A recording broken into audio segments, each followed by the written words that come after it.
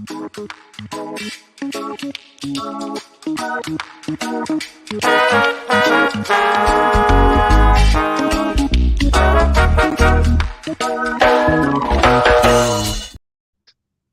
up, everybody? Welcome to another episode of Representing the Resin. My name's Jameson Wellborn, and today we're joined by my very good friend, Mikey of MTS Farms. Mikey, thank you so much for taking the time, bro. Happy to be here. I have been chasing you for this interview since I've started doing these things, so I'm super excited about this one. We actually first connected on the Mission Hill Melts Discord, got to know each other over video chat in those chat rooms, and then got to connect more than once. And I'm proud to call you a friend, but one thing that stands out is how incredibly clean and tasty all your resin has been consistently. So I want to dive into that, but before we do, as always with the show, I want to learn more about you and your journey. So where did you grow up, and what was your childhood like? I grew up in Pennsylvania in the Northeast. My childhood was one where I had a super military dad and a very religious mom, and I was kind of like preacher son syndrome. My dad took a lot of his anger out on me. I didn't really understand that. It put a lot of anger in myself. And I just kind of displayed that and rebelling against authority in society. And did that start later in life, or did that start at a really young age? So that started at a really young age. In fact, one day in first grade, I just skipped school and told my parents I wasn't going to school anymore, that school was bullshit and that I didn't need school to get through life and this and that. So I mean, yeah, like first grade, I was a nightmare. And what was in those early years, what were you drawn to? Like, where did you want to go, or what did you want to be doing? So, my dad grew up poor and made something of himself, ran his own business, worked for himself. And I really like the idea of that. That's something I definitely wanted to do. So I always pictured myself working for myself. I just wasn't sure what I wanted to do. There wasn't like a definitive thing. I like cars some. So being a bit of a truant and having issues, rebelling at school, like when did you first become aware of cannabis? Was there a moment in time that you can remember back to? Yeah, so I grew up in one of the small towns in America that was hit really, really hard by, the heroin epidemic. And so at a very young age, I was introduced to not just cannabis, but terrible hard drugs. My sister hung out with ruffians. She was 2 years older than myself. So the guys that liked my sister and everything like that, a lot of them were dealers. And I used to ride my BMX bike down to town. My dad worked a lot and I was always grounded, and I realized that even though it was a far ride, they couldn't do shit about me leaving other than ground me more, get me in more trouble, which I was always in trouble anyway. So it's like, fuck it. I'm just gonna leave whenever I want. And if they want to pick me up at night, they can pick me up at night. If they want to let me crash at friends' houses, I'll crash at friends' houses. I don't give a fuck. So I would ride my bike down, and the first time that I was introduced to smoking, me and my buddy Robbie were at his cousin's place, and we smoked out one of those like terrible plastic bongs. I remember coughing a lot. I do remember feeling kind of fucked up. I know some people are like, we didn't really get high. It was, swaggy, seedy, crappy weed. And I was 12 years old at that time. And later on that year, also somebody gave me $5 to, or maybe even $10. I think it was only $5 though, to deliver a bag down the street. And so the same year I was introduced to smoking, I was introduced to the commerce part of it. And that short bike ride seemed like an awesome way to make $5. Yeah, I mean, as a kid, that must have been like, this just made all the sense in the world that I wanted to participate in this. Yeah. When you started using cannabis, were you immediately drawn to it, or did that come later in life? Like, how did that play out in those young years? When I first started using it, it wasn't very good. That was like the thing in our town, and that gave me a bit of a leg up when I did enter the marketplace more. So that was really easy to get good bad drugs, but it wasn't easy to get good weed. It was just cheap brick pack CD stuff. Very little did you find kind bud, or whatever you wanted to call the beautiful smelly nugs that didn't have any seeds in them at that time. And yeah. So I would say I smoked intermittently until I was 14. And by the time I was 14, it was something that was calling to me, that I found had a good effect on who I was as a person and the decisions that I made. It was something that I found comfort, and I found comfort and safety in, almost, from the effects of it. So around that same age, of 12, which is pretty intense, you met an individual that you refer to as dad in your life. How did that actually would have been closer to 14. Okay, so around 14 you meet this individual named Dad. What can you talk a little bit about this character and how that connection came to be? Sure. So my sister really liked this one boy who, the dude was just like this jack dude. Nice guy, didn't live super far from us.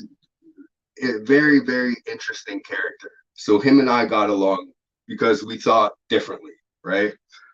We also clashed, but we got along.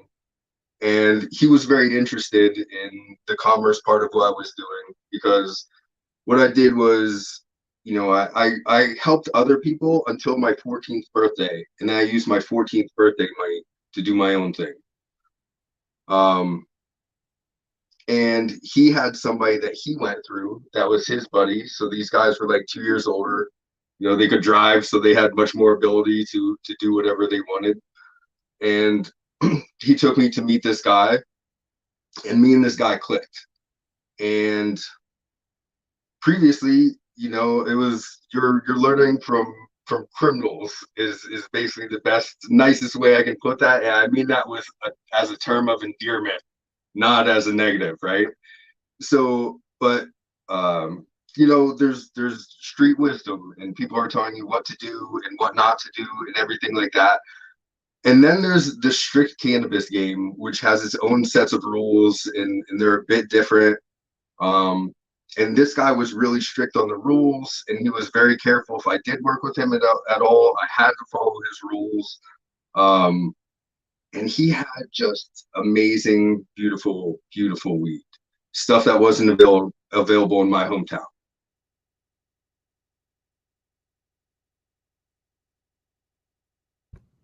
And so, where'd the relationship go from there? So you meet this character. How did the relationship continue to grow?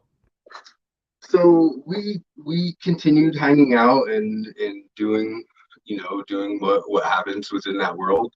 And at one point, this guy, my family has a retail business, and there was a salesman working for my family's retail business. And I had turned 16, I was installing a car stereo, and this dude was really big into car stereos. Now, he's much older than I was. And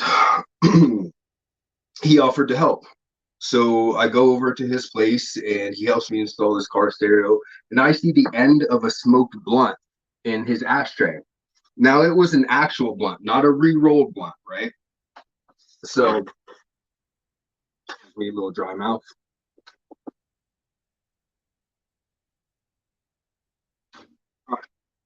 So I'm like, oh, hey man, I saw that blunt in your ashtray.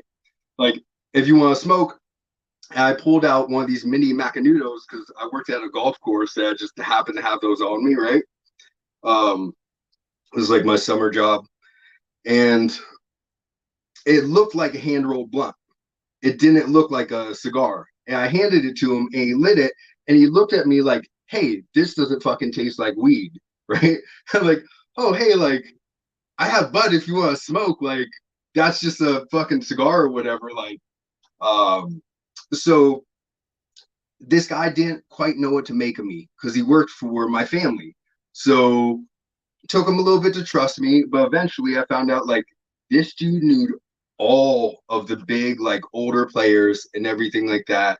The main crew that he worked with, dad worked with some and everything. So that guy also kind of took me under his wing. And that just evolved because I got to see what was going on, how these larger crews did commerce with each other, and kind of how that game was played. And this was also at 14? This was around 16 years old. Wow. So, yep. You know, these were all, everybody was older than me by a minimum of 2 years. Some of them were like decades. Yeah. And during this time, are you going to school? How are you maintaining presence there? Like, how's school working for you? So when I stayed home from first grade that day, my parents told me that I had to go to school or else they would get in trouble too. I was like, well, how can I drop out? Like, what's the deal? And they were like, well, we would have to like sign paperwork and this and that. I was like, well, you can make me go until I can do that for myself, or like you can let me drop out now, but like I'm dropping out. And I just kept that mindset. So if you were a nice teacher, a good teacher, you cared about your class, I was a good kid in your class. I did the work, I did whatever. If you were a shit teacher that was like, read this and then do this quiz out of the notebook, I'd be like, you're not gonna teach, I'm not gonna learn. I'm not doing none of that. Like, I also, that's putting everything mildly. I also used to just tell teachers to fuck off sometimes. Like, I used to walk out of class. I generally skipped every first period and smoked 2 joints on my buddy Brandon's road. Yeah, it's like, what are you gonna do? Suspend me? That I'm trying not to be here. Like, so yeah. So that's how it was going. I went to 3 high schools in 2 years. I was a smart kid. I had the highest grade in my algebra 2 a trick class, but a 33 average overall for the year. Like, damn. It's like, if I gave a fuck, I could do it, but I just, school, authorities, societal structure, a lot of that stuff doesn't make 100% sense to me. I don't like to participate in things that don't make sense to me. That's fair, man. So, yeah. You're known as an opinionated individual, and not what makes you you. So I mean, what happened? Did that come to a head at a certain point? Yeah, so I went to 2 different high schools. I got kicked out of both of them for being a bad influence, literally. Because it wasn't, they couldn't cite like specific examples. I was just always being however I wanted to be. And then other students would see me acting any way that I wanted. It would make them act worse, and that would be what they would cite. And then the third school was just like, hey, we don't really want them here. And at that point, I was like, I'm dropping out. Like, you guys can help me by signing the paperwork. So my parents finally let me drop out at 16. I briefly moved out to Salt Lake City for a little bit. We stayed with my buddy's brother, homeless briefly, got an apartment, moved back to get some of my stuff, and our landlord got arrested. So I ended up staying in PA again for a while. And what, you're out in Salt Lake City. You made an attempt at, work out there, came back home to PA. What happened next? So when I came back home, I did a little bit of the Hunter S. Thompson, he who makes a beast of himself gets rid of the pain of being a man. I didn't exactly like my family life. I had weight gain issues and hormonal issues that I couldn't quite figure out. I was unhappy as a person. I just did a lot of substances, and I funded myself. I was homeless off and on, sleeping out of my truck. Like, not homeless, like I had a truck to sleep in, but yeah. And then when I was 18, I had been to rehab twice and wanted to straighten up a little bit. So I went out by Pittsburgh and went to a custom kind of antique car school type thing. Now, That was before the car school, when you were 18, you helped dad through a very tough time. Can you? So that was actually while I was out there. Okay. So they would come out and visit me. Yep. So yeah, so something bad happened back on the East Coast. This is something that I don't go into great detail about. But it involved three-letter agencies and a lot of my friends, and some people. It involved three-letter agencies starting to look into some of my friends, and a bunch of people that I know lost a bunch of money on our run. That's about as deep as I'll go onto the incident that happened that started everything. But so my buddies had lost all their money, and they would come out with whatever they could afford to bring out, and I would retail it out for them or give them the entire retail amount for it, and let them get their stack back up because I was doing well.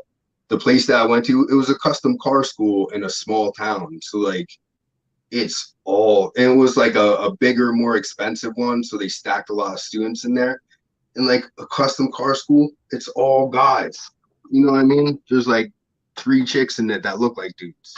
So at night, like there's only so much of what you're gonna do other than just getting fucked up. So like it was the perfect town to just, dude, I would fill my bag every night. I had like these little towny dudes that I rode BMX with that would help like throw everything into G's and slices for me. And then I would just go up and down the different school buildings. Like at night, I'd ride my bike around and stuff. And like it was insane how fast. Like all that you had to do was have better than what else was around, which I'd been doing that my whole life, so it wasn't hard to do. Yeah. But yeah, so I helped get those guys back on their feet. Took them a little bit, but. And then eventually you end up getting connected through that group with another individual. Yeah. So I moved back from Pittsburgh area after completing school. My family was supposed to help me start the family business and everything. I spent 3 months laying out a business plan, providing all the stuff that I needed, understanding how much it would cost to operate for 6 months without income and this and that. And my family was supposed to help me with that. And when I got back and I had done a bunch of crazy stuff in my dad's car in order for that to happen. And that came out great, and they just kind of screwed me over. So at that point, I just, I fell back into what I could rely upon to build a business myself, and start buying my own tools and everything. But so I was working with dad again some, and dad lost his ability to do what he was doing for a little bit. And at that point, there was some money exchange from somebody else. We'll call him my homie from the region. And dad was paid as well as I was paid in order to go help this person move from a more chemical-based thing that they were doing to start up a canna thing. Because they had an excellent connect, but that just wasn't their forte. They didn't smoke. They had run a different business, which requires different rules. And I went and worked with that crew for a bunch of years. First 2 years went really well. And so you help that crew get built up, and what happens next? I mean, all good things, like they say. Yeah. So at that point, I'm so thankful that I had really good mentors, and I think that that's something that's extremely missing from everybody right now. because, you know, a lot of these people are doing just basically unlicensed selling in legal states or something similar to that, and the stakes are so much lower. There's everybody and their brother is a broker, a dealer, a trapper, whatever you want to call it, you know. And people are being mentored. They're seeing other people do flashy things on Instagram, and they're not following rules and everything like that. So, you know, I was brought up really, really strict by these older guys. You had to behave in these very that had like the throwaway phones. I had 3 of them. I had the one to talk to my guys on. I had the one for my guys to talk to me on. I had the one for like the people I trust, the one for people that were a little bit that I didn't. That one got tossed all the time, you know. And and aside from that, it always doing good business. You know, like these are people that you have a relationship with, so you have to think about that. You know, I'm thankful I was super overweight growing up, so I didn't have all like the girl things back and forth, because a bunch of them had fucked each other's girlfriends and like had beef over that, or had done bad business with each other and had beef over that. So you know, the first thing that kind of happened was the crew that I was working with. One guy that had taken over, one guy tried to get greedy, and he tried to take everybody's customers, and he didn't understand pricing structure, and he just fucked everything up, and he ended up selling less than he was originally, and then going back towards the chemical side of things. You know, greed is not good in the game. It is not good. And the other guy, you know, he was not as greedy, and he started doing really well for himself. And but he also, you know, didn't have any sort of a criminal background in any way, shape, or form. So some of the things that we're always taught, like, you know, don't bring your girlfriend around while you're doing illegal things, is a big thing. And is, you know, he had really had girlfriends before and everything, and he started dating this chick, and she wanted to be around to see all the things that he was doing. And eventually the crew just wasn't following enough rules, and a few of them started getting pulled in, and that girl was one of them to get pulled in, and she you know, she fucking told on everybody. Luckily I still followed the rules when she was there and stuff like that, and made sure I was very careful so I didn't have any issues there. You know, and I always did really, really good business with those people. But, you know, so yeah, when you need to take breaks, you need to take breaks. So that started happening. So I was even homeless for a while after that, because it's just like my money ran out. And if you can't play the game, you can't play the game. You have to be careful. You can't do anything from inside of a cage, right? So a little bit after that, uh, let's say like two more years, maybe 3 more years. That bad thing that happened a while back with Dad, like I said, some 3-letter agencies started watching. At one point, somebody grabbed somebody else's shirt when they were acting kind of funny, and what they grabbed was something under the shirt, right? So explains that. And that was a really big thing, and it went on for a long time. And, you know, once you get into above state level, it just takes people going and saying things. That's all that it takes to lock you up. You don't need near the amount of physical evidence and all of that. So a lot of these people that had beefs started saying things on each other and everything. I know I was asked about, but luckily no one had anything bad to say about me or anything that got me brought into that. You know, and that's why rules and mentoring and all that is extremely important.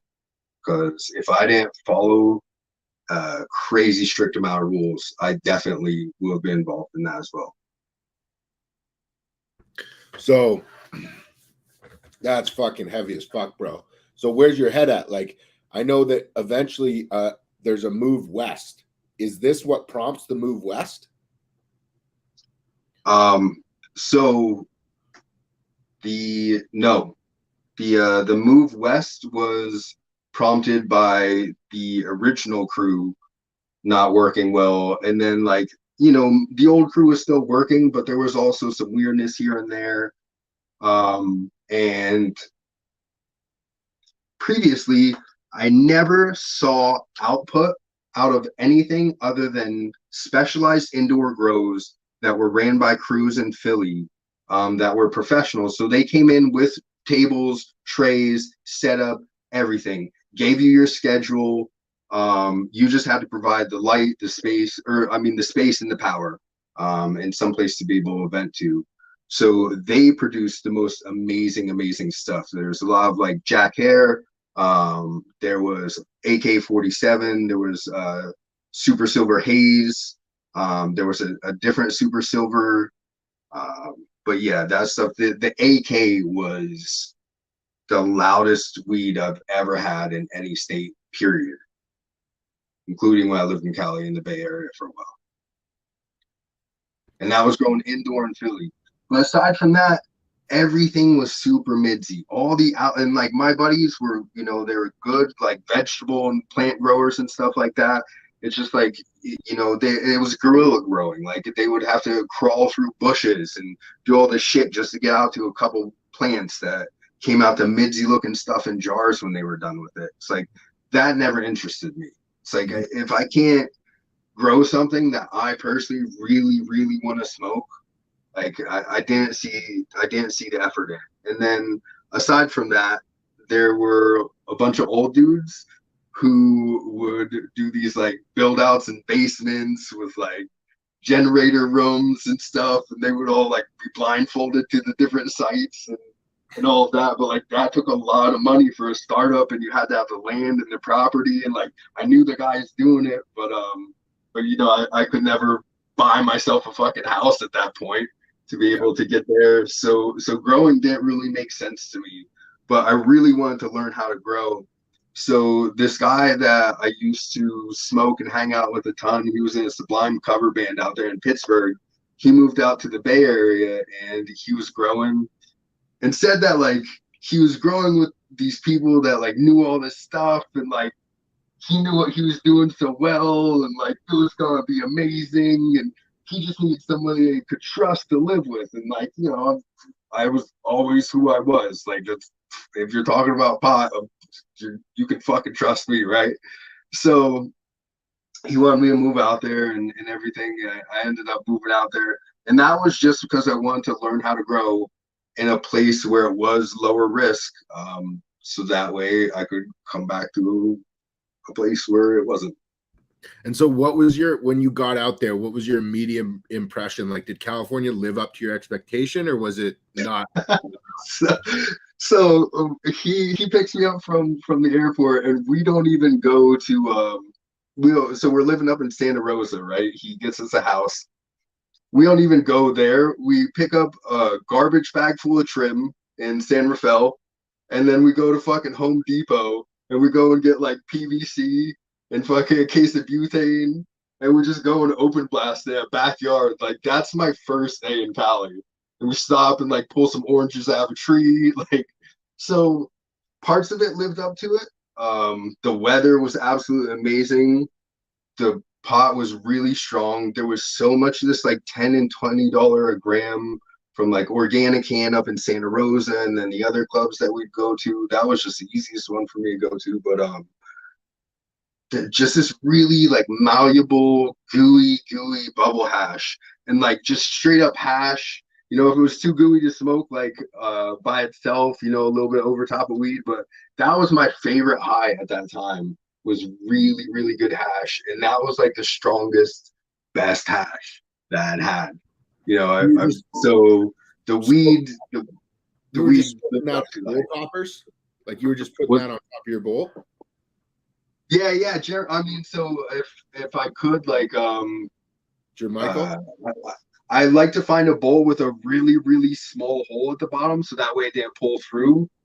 But yeah, preferably I'd smoke it just by itself. Oh, like on the Jermichael tech. What's Jermichael tech? Just like on the screen, just like you just take a regular bowl and then you put a fresh screen like on top without bending the bowl or bending the screen into the bottom, and then you just run the heat over the melt. So my homie would make me little glass screens, right? Because I was always one of those dudes that was like, fuck metal.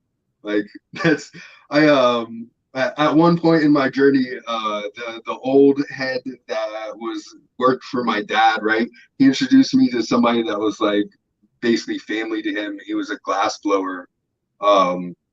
And I sold glass for a long time. Like I would carry cases of that dude's pipes around me when I was going around selling weed. And to the point in that town out by Pittsburgh, if I go out there right now, they don't know me as Mikey, whatever you would actually know me as, right? They know me as Mikey Glass. That's yeah. Wild.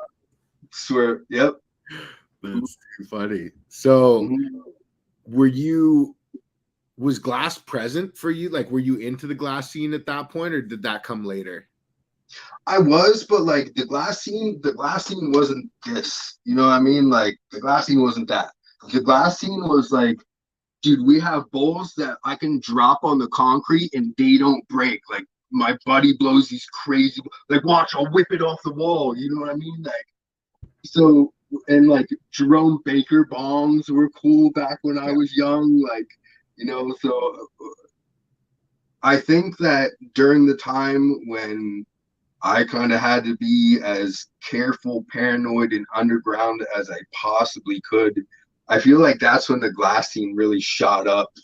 And, you know, because that's when like, you know, dabs were getting really crazy and everything was also a point in my life where I was going through some personal stuff. But yeah, I feel like the glass game really shot up as I had to be careful. Yeah. I want to rewind a little bit and talk about your first few days in California. I mean, were you just extracting, or did you ultimately end up cultivating? Oh no, so I moved out there to grow. I mean, we open blasted a decent amount. You know, we had washed in PA a few times, but like, dude, we would literally just try to get as much water out as you could, and you would put like into the oven and then in front of a fucking air conditioner and shit to dry it. Like we didn't freeze and air and microplane nothing. Like this is like Frenchy tech or whatever. You know what I mean? Like we were just making balls of fucking dark hash like that probably had mold in them. I don't know. But yeah, so like I'd washed a few times on the East Coast. And then out there we just open blasted, and it was beautiful, like light, clear, oil. Like it was this beautiful honey oil. I don't understand when I see people's homemade oil. It's like this dark black. Ours never came out like that. And the first thing that we did was open blast fucking garbage bag of trim. Like I don't know, it was good.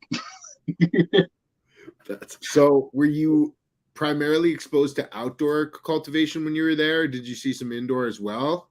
No, we only did indoor. So we turned the old laundry room into 1,000-watt flood and drain, grow dams on top of perlite. You know, fucking we were getting the nutrients from Pierre down at Funny Farm Hydroponics right off the highway. And that guy was great. And like this was the knucklehead that I was living with, right?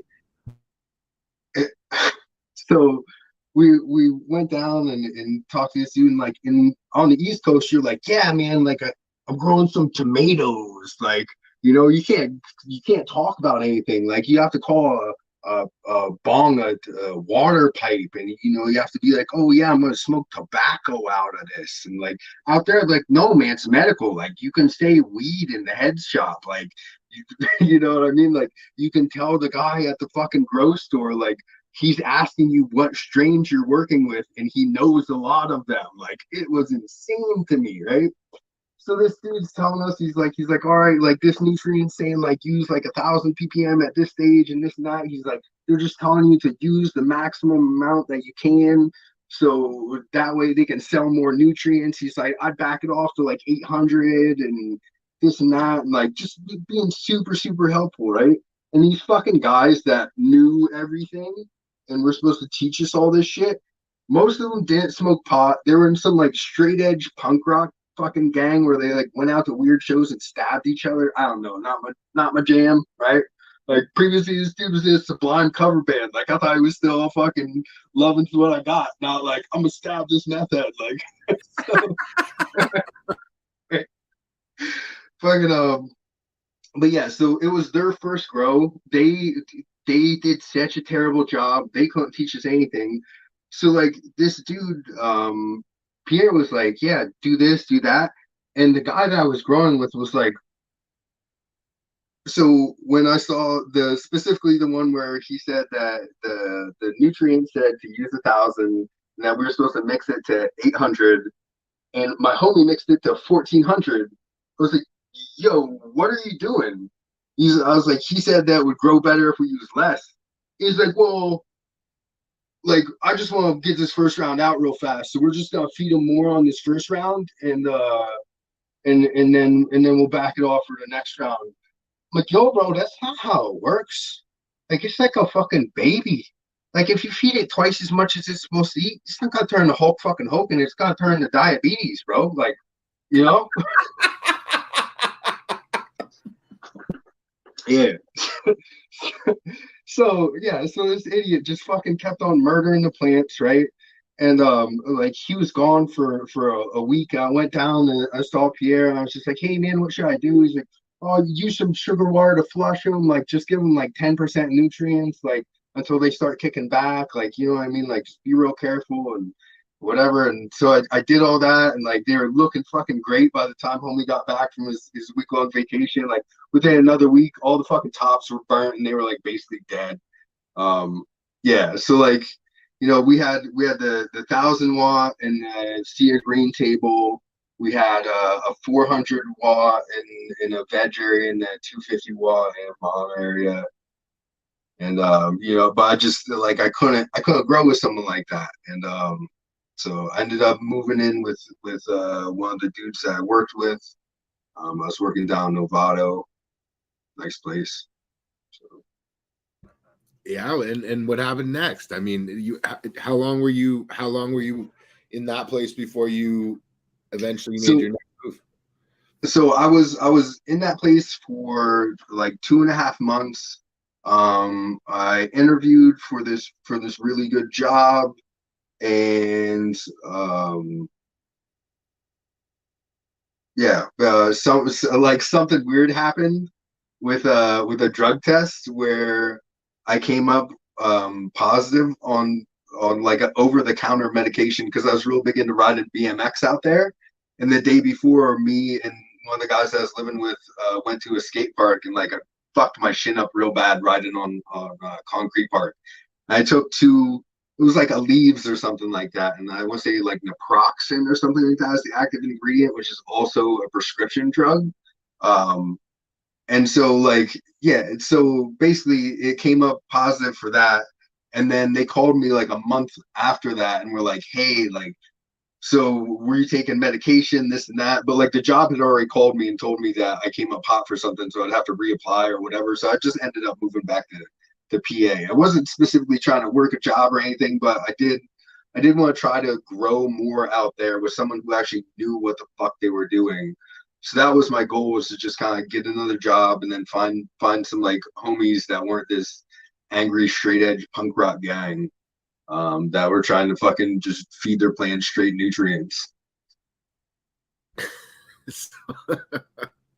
So you didn't end up getting the job. You made the decision to move home to PA. What's your first move once you get back to PA? So I'm in PA. I'm not home for a super long time.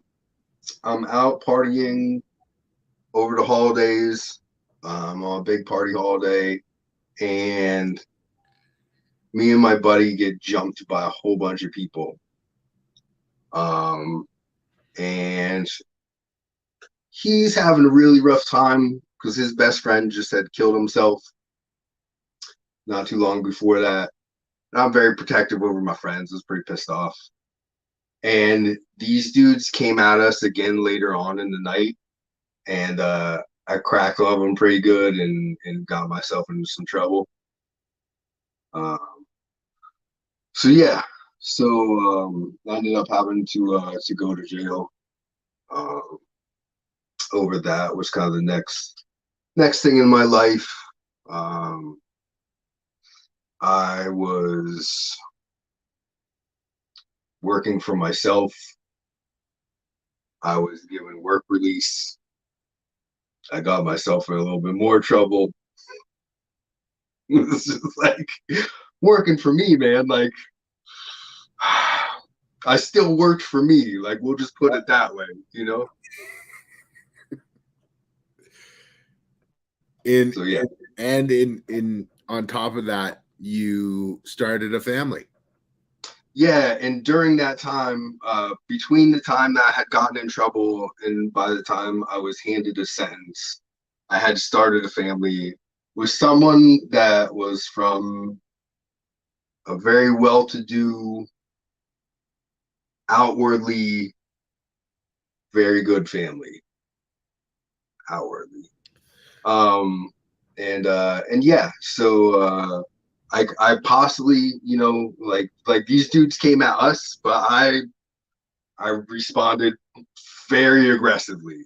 And my first lawyer wanted to fight that, but he said that there was a up to 10% chance that I lose. If I lose, that I could do a decent amount of time. And so I fired him and got a much more expensive lawyer that was like, I don't care about anything. I don't care if I have to go in. Like, I don't care what sort of plea I take. I need out before my son's born. That's it. Like, whatever that cost, do that. So, yeah, that's what was done. And so you ultimately ended up taking a plea, coming out. Your son was born, and things, you know, how did things develop? What happened next? Yeah, so you know, this was like while I was in trouble in there for, you know, getting into that fight.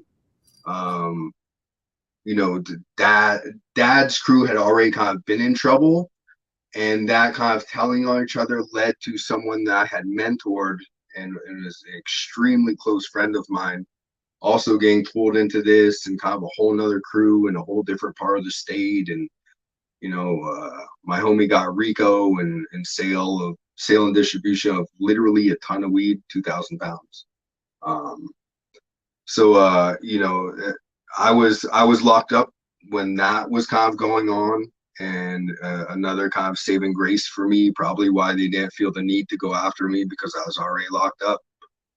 Um, and so, you know, that's a lot of friends that were, you know, caught up in the top level of trouble that you can get in within the canon world. So after that, like, you know, I was already a paranoia, never killed the cat type person, mind all the P's and Q's, all, you know. So on top of that, I had uh my son's mother, who originally appeared to be this really, really good person. And then I saw a few red flags, and they turned out to be giant fucking landmines. And then eventually that turned into it's just me and my son. You know, she was around for a year and a half or so, and then there was another year and a half off and on. But also being a single dad, you know, having a lot of people looking at me as I was always thought to be the bad one, because I was always out. I'm not, you know, we've talked about this, that there's some people that you meet and they're very different from how they are on screen and how they are in person and everything like that. Like, I can't give you a false Mikey, unfortunately. Sometimes it would be nice if I could tone myself the fuck down or tell myself to shut the fuck up and I'd actually listen to that. But like, I am who I am, and that just kind of goes out there. So, yeah. So, you know, you glossing over you know, the ugly truth of it all, you know, you eventually ended up having to take full custody of your son, and Right. and at a very So young age. yeah, yep. So it's in first I was actually being taken for child support a little bit by her because I had a criminal background, and everyone thought that she was a good person. So originally right off the bat, like any sort of actual on the book money that I was making was being taken. Um, and aside from that, it's very expensive to make it as a single parent. Um, I never got any financial help from the state. I never got any financial help from his mom. I was always working at least to a point where I was making enough money that I didn't qualify for any of that stuff. But still, like, to provide your child with a healthy life in a decent area, like it's expensive as a single parent to do that. And aside from that, your kid needs a ton of your time. Like that's one thing that you can't replace is your time. So that money needs to come quick. So, I had a million eyes looking at me. I had to mind every P and Q. I still had to do whatever I had to do to survive. So I existed within that realm for a very long time. At one point, I got onto a, a national TV show on the DIY network by happenstance. I have another trade that I'm skilled in, and that got me on there. Can you And talk then, about it, Mikey? I mean, are you open to talk about that? uh, yeah, I could talk about if people. I'm not gonna say what show it is, just because whatever. I'm not trying to put myself out there with who I am specifically, but so I was out in the middle of nowhere, and I was working for this large corporation in this trade that I'm skilled in, and I'm looking over, and I see a camera crew in this yard. Now I'm in the middle of bumfuck Pennsylvania, right? There's no reason I should see some like giant camera that I really don't understand because there's some extra stuff going on with it over here. You know what I mean? So and like why they're just filming some dude picking fucking weeds, right? So I'm blazed, and this is awesome because it's actually in the show, right? So if anybody if anybody finds this, you can look at this, right? You can see I'm high as fuck. So dude waves. I'm just sitting there at the stop sign watching what's going on. So I'm like, what's going on? And so I wave, and they like yell something, right? So I roll down my window. I'm like, what's going on? He's like, what are you doing? I'm like, oh, I'm going to fix somebody's something. He's like, you're going to take their. I'm like, no, I'm going to fix their. And he's like, oh, okay. He's like, we're filming you for TV right now. I was just like, yeah, right. In my mind, like, sure you fucking are. So I hand dude my card. He's like, you fix this? I was like, yeah. He's like, can you do? I was like, I can do anything. I was super cocky. It was awesome, right? So I hand home my card. He's like, well, we'd like you to come back and we'd like to film you, and have you do some work for us. So like I went back. They filmed me for 2 hours. I'm standing on the back porch, and the director's asking me questions, and like I still think that this is just bullshit. Like these are some dudes. They're trying to pitch a show, whatever.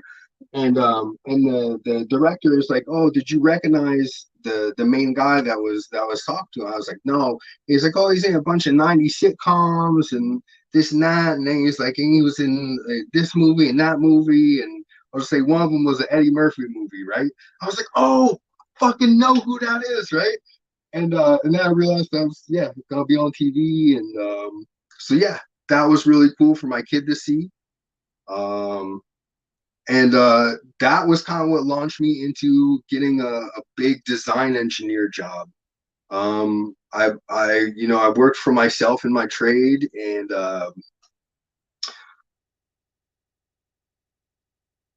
I took a temporary job after that show because that dude was really bad with money. You can also look that up, right? So, and he owed me a bunch of money at the end of the show that he couldn't pay me. I still have some of his fucking stuff. And I took a temporary job until I was building my own clientele back up. just so I had money immediately coming in. And I gave them my notice at this job. And the day after I gave them my notice, the head of R&D, the guy who basically started the company, was just like, "Hey, I saw you on TV last night. Like, we didn't know you could do all that. Like, you want a job as an engineer?" Now I'm a 16-year-old dropout. Like, you're telling me as a parent who wants to look great on paper and on a CV and resume and all that stuff, like that you're gonna give me a job that says actually that I'm a fucking engineer? Like, yeah, for sure, bro. I'll take that. Right. So they moved me into the engineer's office, and like that's how I got all of this. I was in charge of teaching, like making SOPs, teaching SOPs, and correcting all production issues for 300 people in our factory and the one next door, and then factories over in Europe. And they flew me over to China to teach production and stuff like that. So it was interesting going from someone who just hated most of societal norms and the way things were done, and always kind of working in my own realm to going and being this dude that's like, like the corporate people are calling me to solve their problems, and I'm out on the floor and whatever. Did you enjoy doing that? Like, did you find reward from that? I tell you what, so we were the largest manufacturer in the world in our division. And we were tied off and on with another company in Pennsylvania a decent amount. And our team of people was between 6 and 8 people at a time. Their team at one point was over 100 people. And when they found out that we had less than 10, they fired like 60 some people, right? So I found out like just me, myself, I was competing against a whole fucking team of people. I was demolishing those people, right? So like that I loved. That I loved. Like just fucking bring it. But like, so after working, like what happened was they moved me into this office. The guy just liked that I was on TV and like had some skill, and they didn't utilize me that much. And everything needed signed off in these very specific ways because we had government contracts, right? So I was just bored as fuck and made something that wasn't signed off on. So it had to be called like a blacklist project. And that became like our number one selling thing. So after that, they just started giving me free reign. And for like a couple years, I really enjoyed that up until the point where they told me that I didn't really have anything to do for 10 months. And they wanted me to basically sit around, be pretty, and fucking work like an hour a day, just solving little shitty issues that they can solve themselves. And so Which like, like when they came to you with that news, how did you respond to it? I started taking extra lunches without clocking out. I started going to the gym on the clock. I started just not showing up. Yeah, like that. It's just like if you can't give me a serious job, I'm not gonna take you seriously. Um, so yeah, I basically treated that job as I used to treat school. I'm gonna treat it any way I want to. Like that's I was there was I made them so much money, and there was no one that was more skilled there than I was within what I was doing. So no one could correct me in what I was doing, but I was able to correct anyone else. Um, so it was just like I couldn't. I felt like I would have literally had to physically attack someone to get fired. Yeah. So basically, you were able to do whatever you wanted to do in your extracurricular activities, and Yeah, I just made them so much money they didn't care. Yeah. So, I mean, what happened next? I think I know there was a pretty traumatic experience that. Oh, yeah.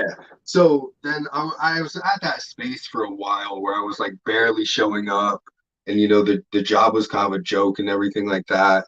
And I got into a bad automotive accident. Then like a couple weeks prior to that, I had broke my ankle. I forget what it's called, but it's when like the tendon pulls a little chunk of bone off. I'd done that to my ankle, and that was healing up. I still had a boot on it. I had some crutches, and I was driving I was going to meet an old friend that he was a glass, like this dude, me and him were friends in preschool, right? My mom used to tell me this story that like we were out playing on like this frozen lake and he fell through the ice, but like where we were close to the shore and stuff, so he just got all muddy and soaking wet, and like dude was always a crazy man. And the that glass blower that I said that I was introduced to through this other guy and everything, right? He told me that this dude Ben had taught him to blow glass, and like the last name that he said, I was just like, that was a dude I was friends with in preschool. But this dude that blew glass was older than me by like 3 years, which when you're in your teens, like that's a fucking old head. You know what I mean? Like you know, you could be like, if you're 15 and that dude can buy cigarettes, like you're an old head to that dude. You know what I mean? So I'm thinking like, there's no way that my friend from preschool that I remember being the same age as me. Now, in actuality, this dude was like a year and a half, 2 years older. Um, but would have been the guy to teach this dude that was even older than him to blow glass, but it was, right? And so like we connected and found out that like we were actually connected through all these people, and we were meaning to hang out our first real time since fucking preschool.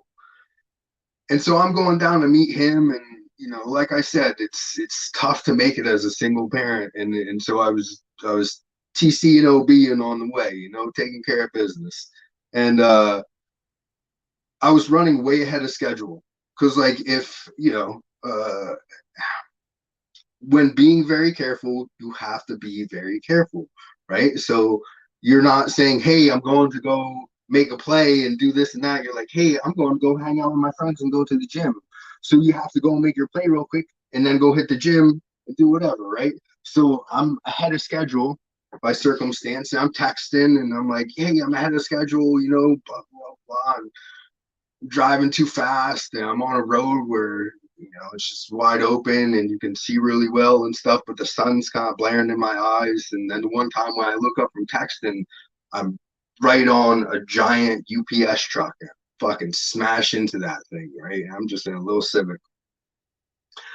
So it was really bad. Broken leg, you know. And I've always been the type of person that if you want me to like go online and just fill out a form for banking or something like that, like dude, heart's racing, like I feel pukey, like you know, if I have to check on something for my son's school or something like that, like I'm terrified. But like way back in the day, let's say, you could pull me over with a giant trunk full that I could like have to fucking elbow to get the thing closed. And just steady, no heart rate, no nothing, right?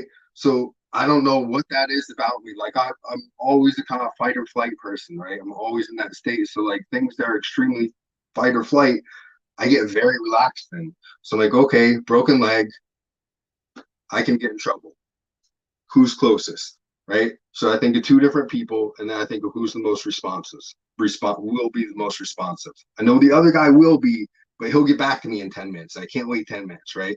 So I'm like, all right, my homie from preschool, like he's waiting for me. He's right at the end of this road. So I hit him up. I'm like, hey, here's the deal, right?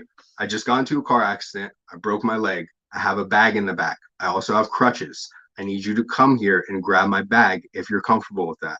He's like, yeah, bro, I got you. I'm like, okay, if there's anyone else here, just say you're here to grab my crutches and I'm going to give you my bag too, because, you know, I'm hurt.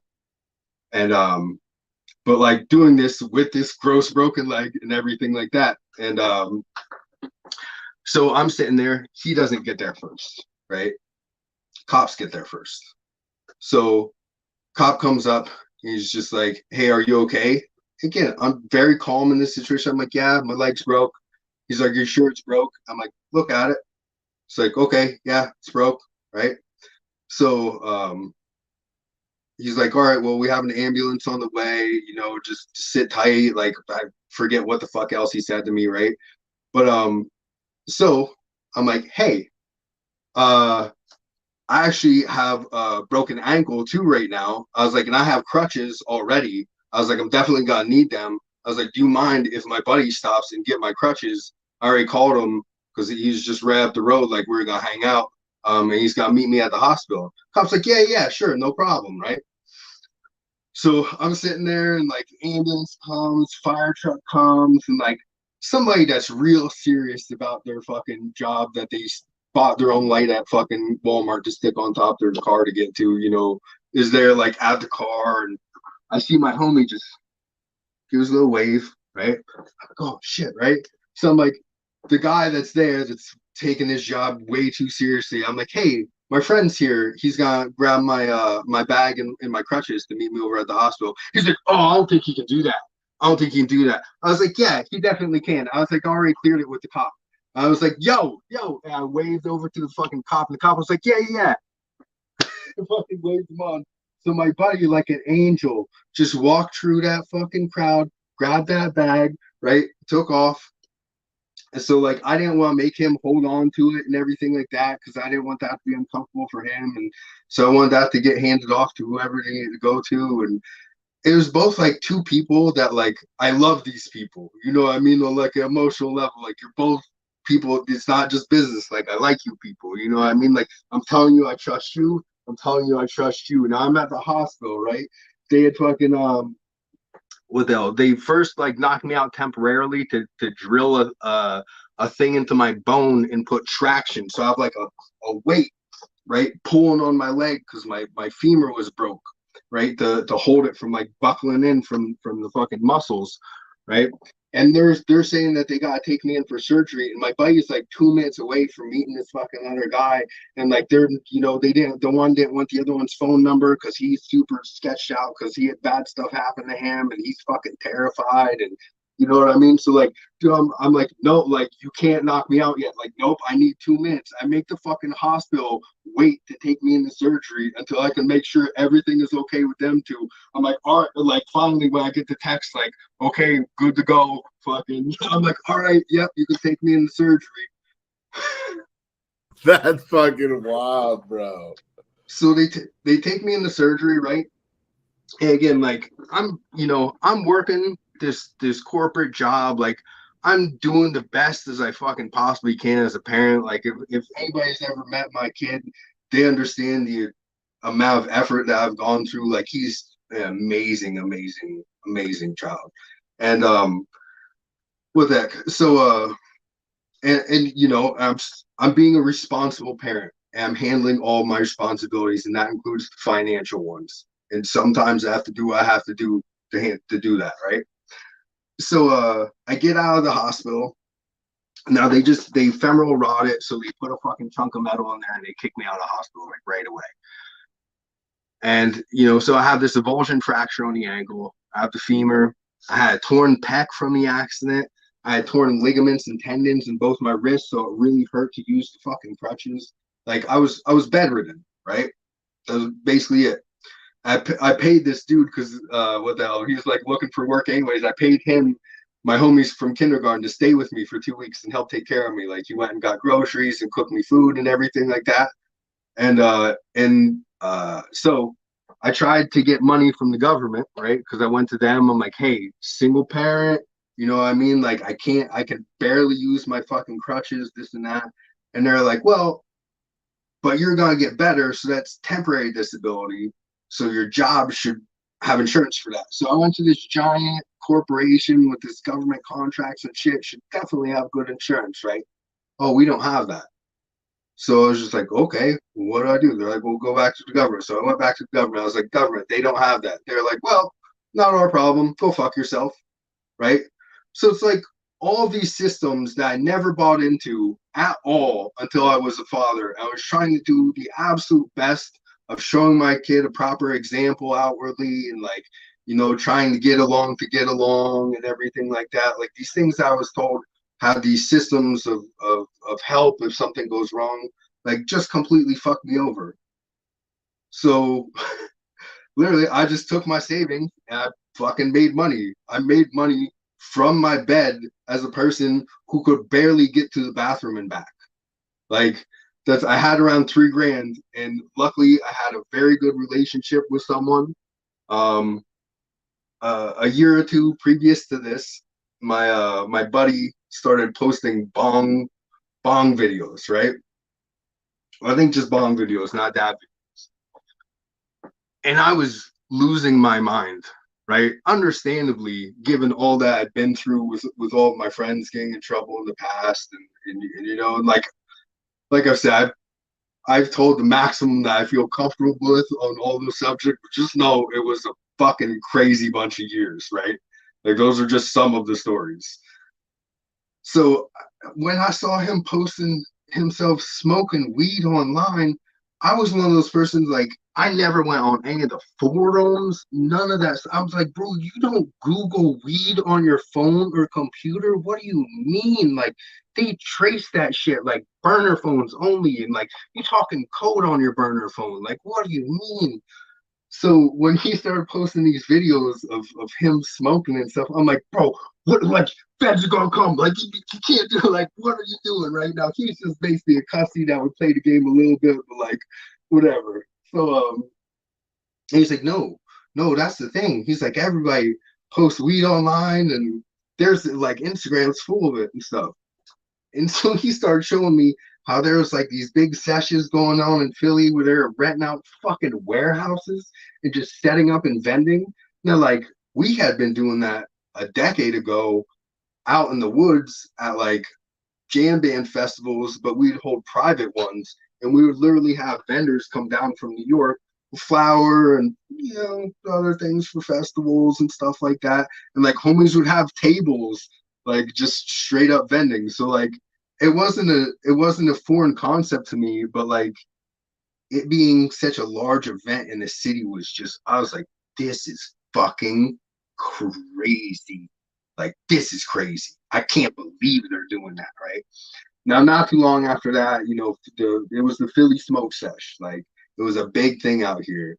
You know, if you're from this area, you know who ran them. You know the rumors of what happened when that got popped. I don't know if they're true or not, but you know.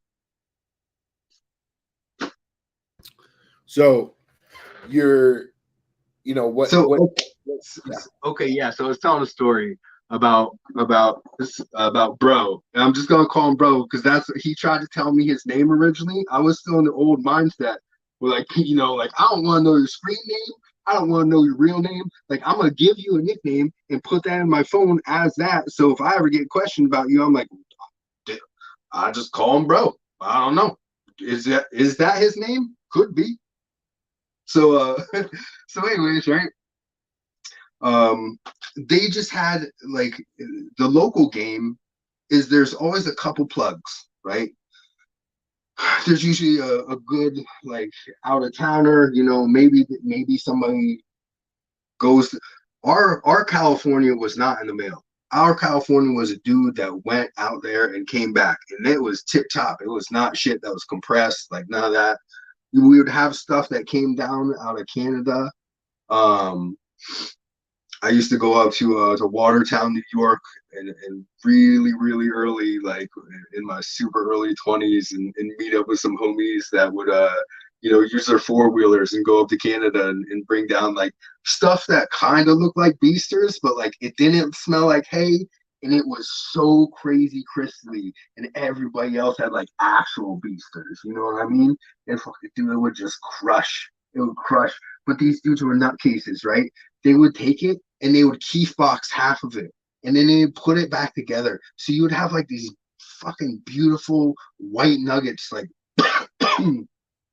just that shit that you usually didn't see next to just like green nuggets. It was like salt and pepper in the fucking bag. Like it didn't make sense. And I was like stop mixing them. Like if you're gonna keep half of it, that's fucking fine. But like just give them to me separately. I'll sell them differently. Like it looks ridiculous. And then there were other things, you know, there was connected stuff in New York. There was like, you know, there was Asian triad type stuff if you were doing Philly or DC. You know, so there but like that was kind of it. Like those were the connections and there wasn't a plethora of them. And like so people would have them and you know, somebody it would be like this guy was kind of shady but he'd have a better price. Or this guy's price wasn't as good, but he wasn't shady. Or, you know, this was the best, but the price was like, there would never be hard lines to make like clear good points on stuff. You know, everybody was fighting over kind of the same 2 to 4 points over a pack, you know. It was the local game.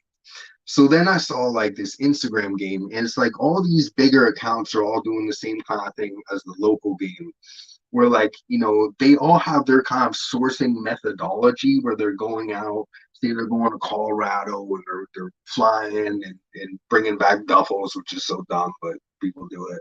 And or they're going up north, or they're doing mail to Cali, you know what I mean? Or they're western part of the state, so they're driving out to Michigan, which is a great fucking choice if you're out there. But you know, so like, but again, they all seemed like they were kind of on the same level. So it was like, how do you get above? How do you get above that level? Was one of the things I was thinking about. But anyways, so I developed this nice relationship with one of those dudes, and he had a mom that didn't live too super far from me. So when I was laid up, you know, that dude was coming up and seeing me in the fucking bed, like right to there. And that wasn't, you know, he worked the city, like he was driving all the way up with his girl. I really appreciate that. You know, like I would have been homeless with my kid. I didn't know what else to do. My parents helped me for the first month, maybe two. And then after that, like I asked them, I was like, I don't know what to do. Like the government, the job, like nothing, you know, and like I'm gonna be broke if I use all my money. Like I don't know what to do. And they basically told me good fucking luck. So it's like, all right, like every single thing that I'm supposed to rely on is telling me to go fuck myself. So it's like I have to do whatever I have to do to make sure me and my son are homeless, you know. So I got that 3, you know, up to like I don't know 5 or 7 or whatever. It wasn't a very large number, and once well I got it up to a decent number, and then I spent a bunch of that on stem cells, right? To get myself better. And then after that, I was no longer on crutches and the cane and everything because my body wasn't healing. It was really fucked up. And then after that, I wanted to understand because I didn't want to ever be in the position again where if something goes catastrophically wrong in my life, I have to worry about being homeless, right? That's like as a single dad, never again am I gonna allow myself to be in that vulnerable position. So I wanted to understand this new game, and so I started going out to like trying to understand what these people are doing. I started going out to like conventions, NECAN, you know, the one out in Denver. I forget what the hell that one's called, but like you know, all the big, you know, cannabis conventions. Canacon, yes, all that stuff, right? And I made an Instagram account, you know, and started networking on there and everything like that. And I became friends with my one homie. Shout out Josh, really cool dude. He was VP of one of the biggest dispensary chains in PA. And I met him out at one of these convention things, and I got to see kind of some underworking on the legal side of things, and that was very cool. He's just a super delightful, super nice guy. So brown bag farm goods and brown bag seeds. If anybody needs a seed bank, is now. But anyways, so when I realized that these conventions were that a bunch of the stuff that I'd previously been buying just for like personals, and me and my friends would split orders and everything like that to kind of save money and everything. That a bunch of those products that I was buying were not real products. They were not Cali import products. They were products that people were making themselves and selling as Cali import products because you saw these packaging things everywhere. And like at first I was just like, well, they're selling straight up like weed packaging. Like you can't just go buy that, right? Like that. Like, is the government fucking cool with that?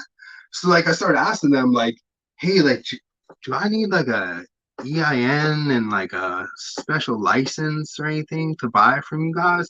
And they're like, no, you fucking idiot. Like, what do you want? Like, you know what I mean? So I was like, oh shit, like this is all fake product. Like these people, this is just they're making stuff, right? So when I saw a lane there, I was just like, oh, because those products are taxed. So like there's a lane, right? Okay, so there's an increase, right? So I started doing that a little bit, but I still didn't understand. I was just like, it's this still isn't quite the lane, right? So I started going out to like the bonfire, right? And Turp Town and all these things. You know, I was going up north because I knew a dude who had moved up north. And he told me lots of stories. He was just untrustworthy himself. So so I started going up there and like I was seeing these crazy products and the margins made sense to buy them to bring them back, but it didn't make sense like unless you like it made sense if you just want a slight edge up and it was a little bit better margin and it was like better product and you did have more availability, but still like it felt like they were just trying to cuss to you at those events.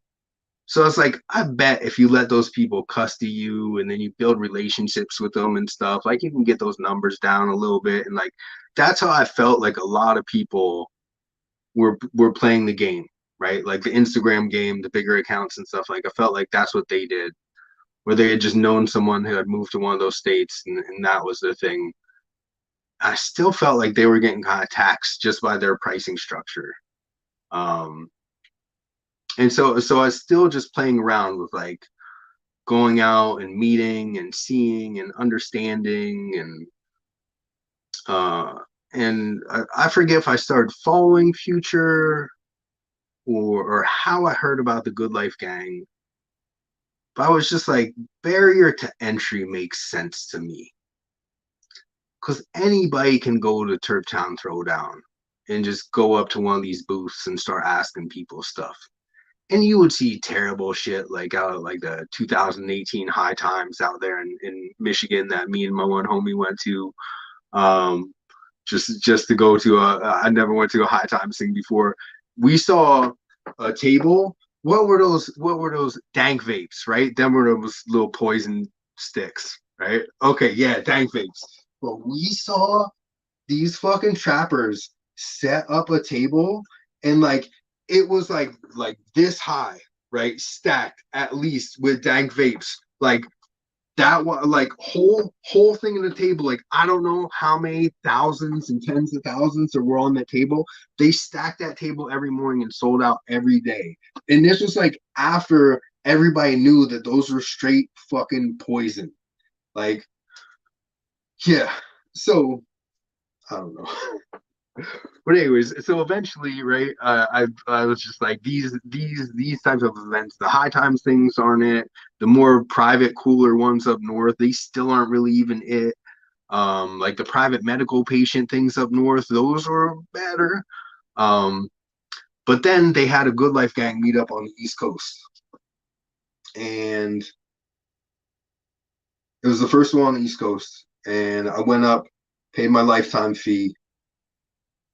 Shout out Future for their pricing structure. If you ever been locked up over the war on drugs, money off.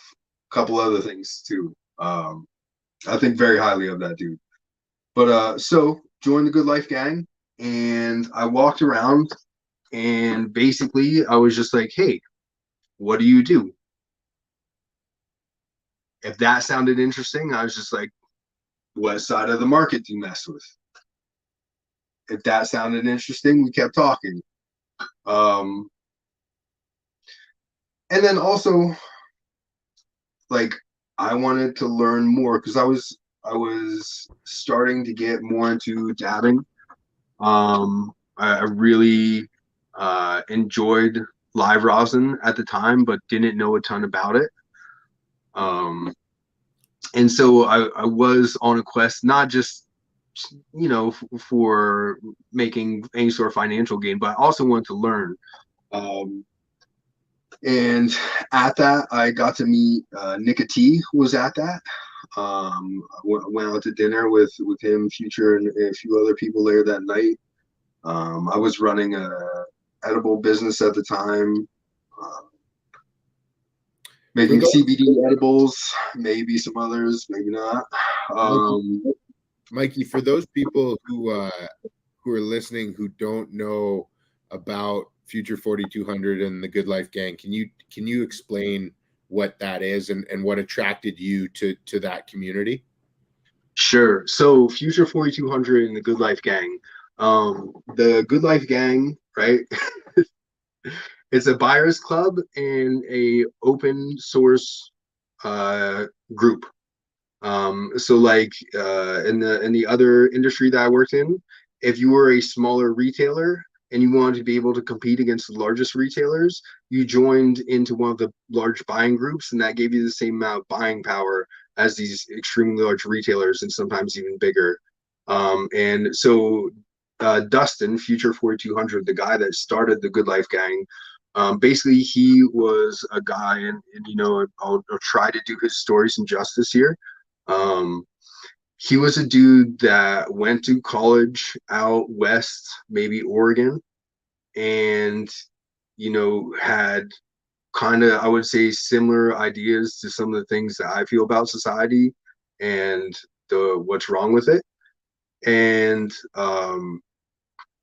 at some point, he dropped out of college and just drove this giant loop, and you know, did the thing, played the game, and he did it well. And he listened to Jack Spirko's Survivalist podcast a lot while he was doing that. And that's kind of like permaculture, prepping, but also like financial advice and everything. Just also the idea of like minimizing your taxes so that way you're kind of legally defunding the government. I think is kind of tied into that a little bit, which oof, I love that, right? So, and he had made this buying group so that way they could get stuff, you know, maybe at wholesale prices or something like that for survivalist permaculture type stuff. Um, and this is my understanding. Again, trying to do the story justice.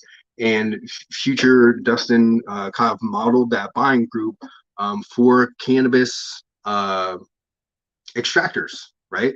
And from being out west and being in kind of the mecca for what was going on with BHO and everything like that, you know, he knew all these high level extractor guys. I think he also has some other accreditation within there that I can't speak on. But past that, right?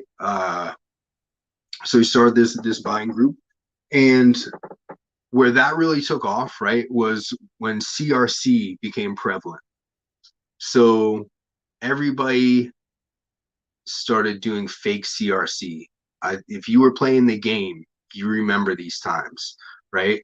Where people were just doing anything that they could. Like people were adding bleach into stuff. Like it was nuts. Like people were doing very dangerous things because some people had figured out how to actually filter, and then some people were trying to figure out just how to lighten it and had no fucking clue what they were doing.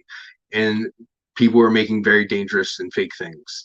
And so at one point, uh, Dustin, and the Good Life Gang, being the open source gang that it is, and he also started a forum called the Future 4200 Forum. If you want to look on anything BHO, you could spend months going through subjects on there. It's insane. And so that was out on the forum, that came out on the forum, what to actually do for safe CRC.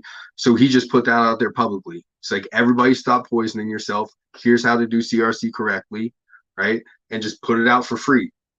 Bunch of people got really mad at him because that's how they made their money. But you know, to me, like you know, I believe in open source, especially amongst the traditional market. You know, fuck the corporate people trying to make, most of them, not all of them. Some of them are, I'm sure, but as a generality, you know, within the traditional market, that's what I'm supporting. So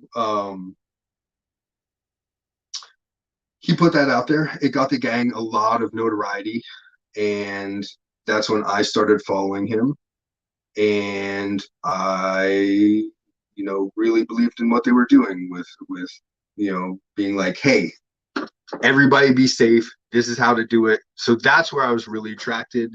And then when I was following him and understanding more about his life, I was even more attracted. So I just wanted to kind of go up and be a part of this thing that he was doing. I didn't have a ton of expectation, but I did understand that there was a larger barrier to entry and that I would meet a very different type of people there. Yeah. And then when you started going to those events, I mean, I know you personally, so if you didn't like it the first time, you wouldn't have gone the second.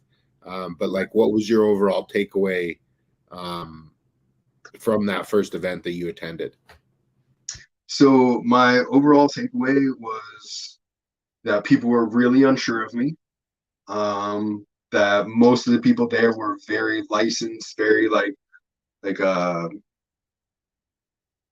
MIKEY was like, I only do licensed work. Like he was like the most stern on, like, I do not fuck around at all. Outside, like, I won't even do a consulting for you, like, if you're not a licensed person. Like, he was serious about that. But so yeah, so these people all just kind of like look at me very sideways, you know what I mean? And like, one of the people that I met up there were the honeycomb farm at the first thing, and that's the same thing, like, that they didn't quite know how to take me, and they had a jar of BHO there, right?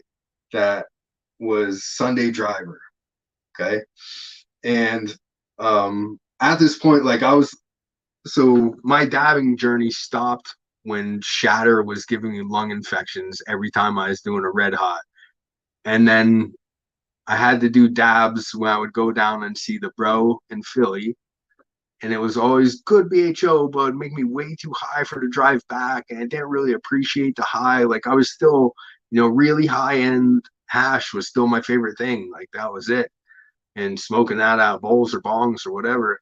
And then one time I go down there and he asked me to do a dab of Grease Monkey, rosin only grown, astronauts wash. Shout out rosin only.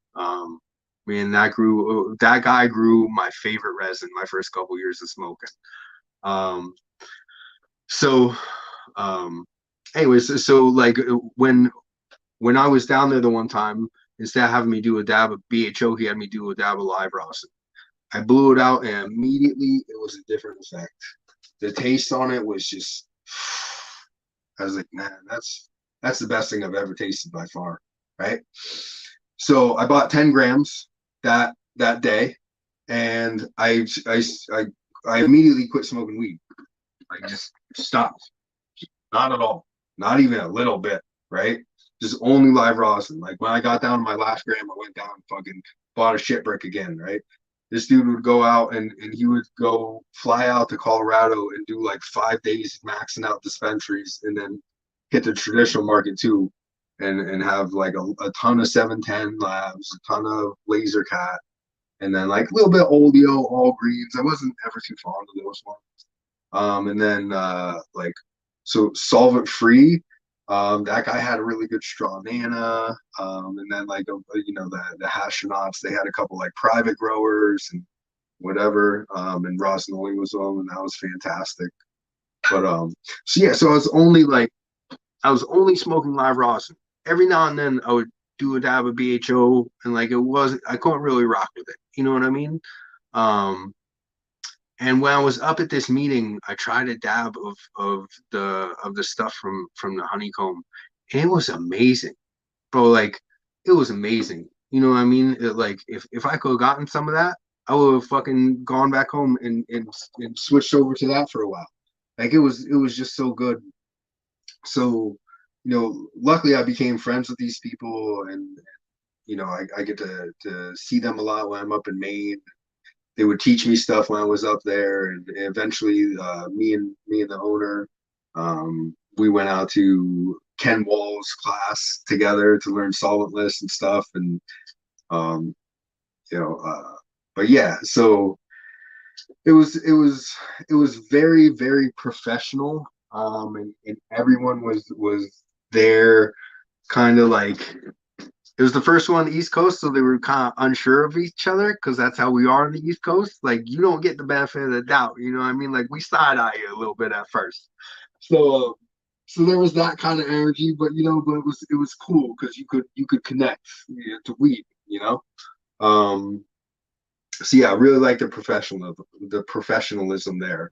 Um, it was nice because I would look for more professionalism in like the Terp Town and like those open kind of trap events, like that's not my level. I don't like that. But this is too much. This is a bunch of fucking BHO scientists in a room, Yeah, Um, there's different levels to it for sure.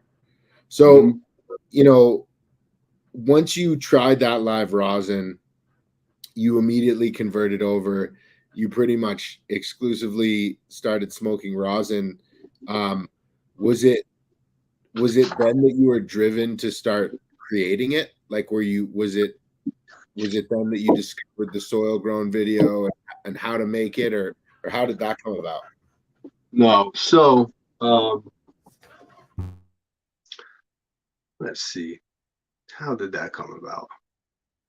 So it was just what I enjoyed, right? It was just really what I enjoyed. Um, and the goal originally wasn't to make that.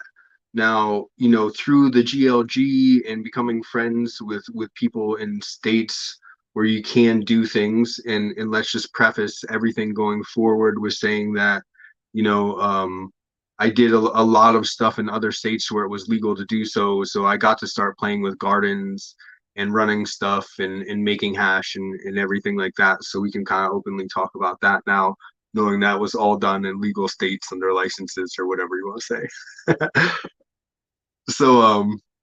so right, um so I started hunting because in the past you could go on Thursdays to Organic Can in Santa Rosa, and that was clone day, right? And you could fucking shot free clones, and so we were running like pineapple, we were running Soma's lavender, we were running white, I think white widow or white rhino, we were running purple urkel, um a couple other fucking things. I think we had a grapefruit strain.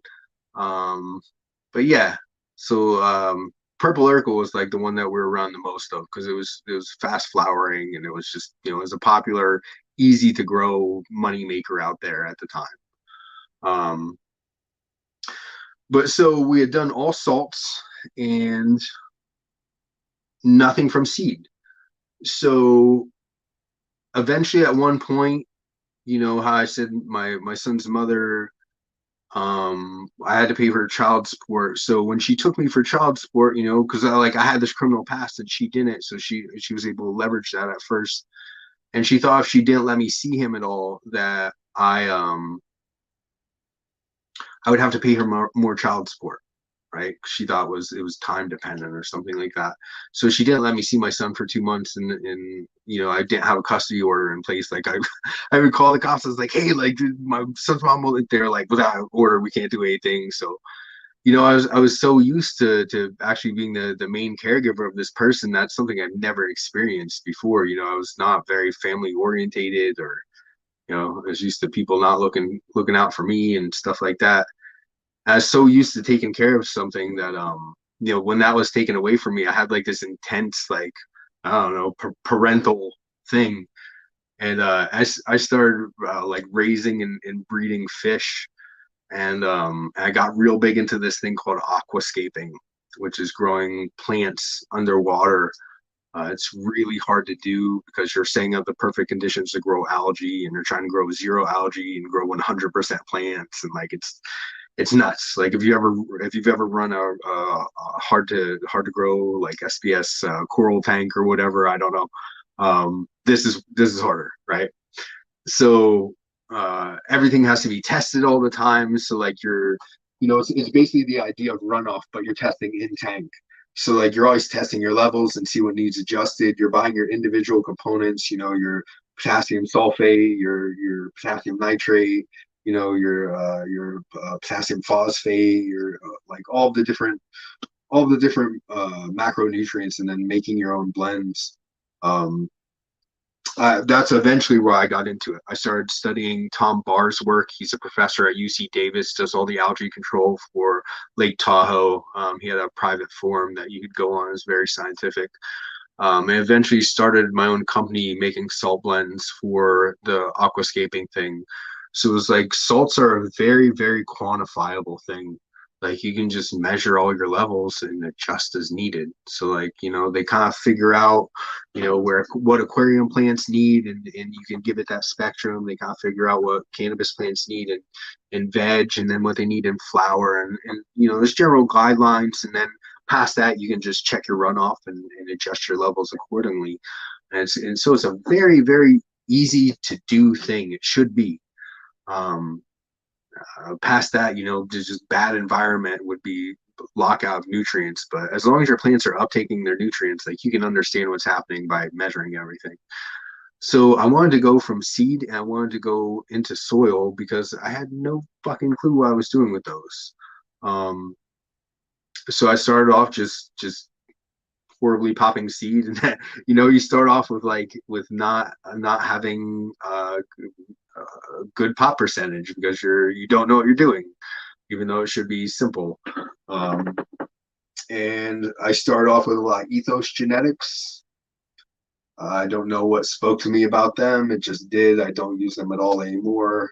I have a dog or whatever. I don't know if those rumors are true or not about that guy, but I don't use his stuff. It's not good for hash anyways. So, anyway, so I ran through a ton of that stuff. I won't keep it in rotation very long. I was working on cloning because out in California, we would use an easy cloner.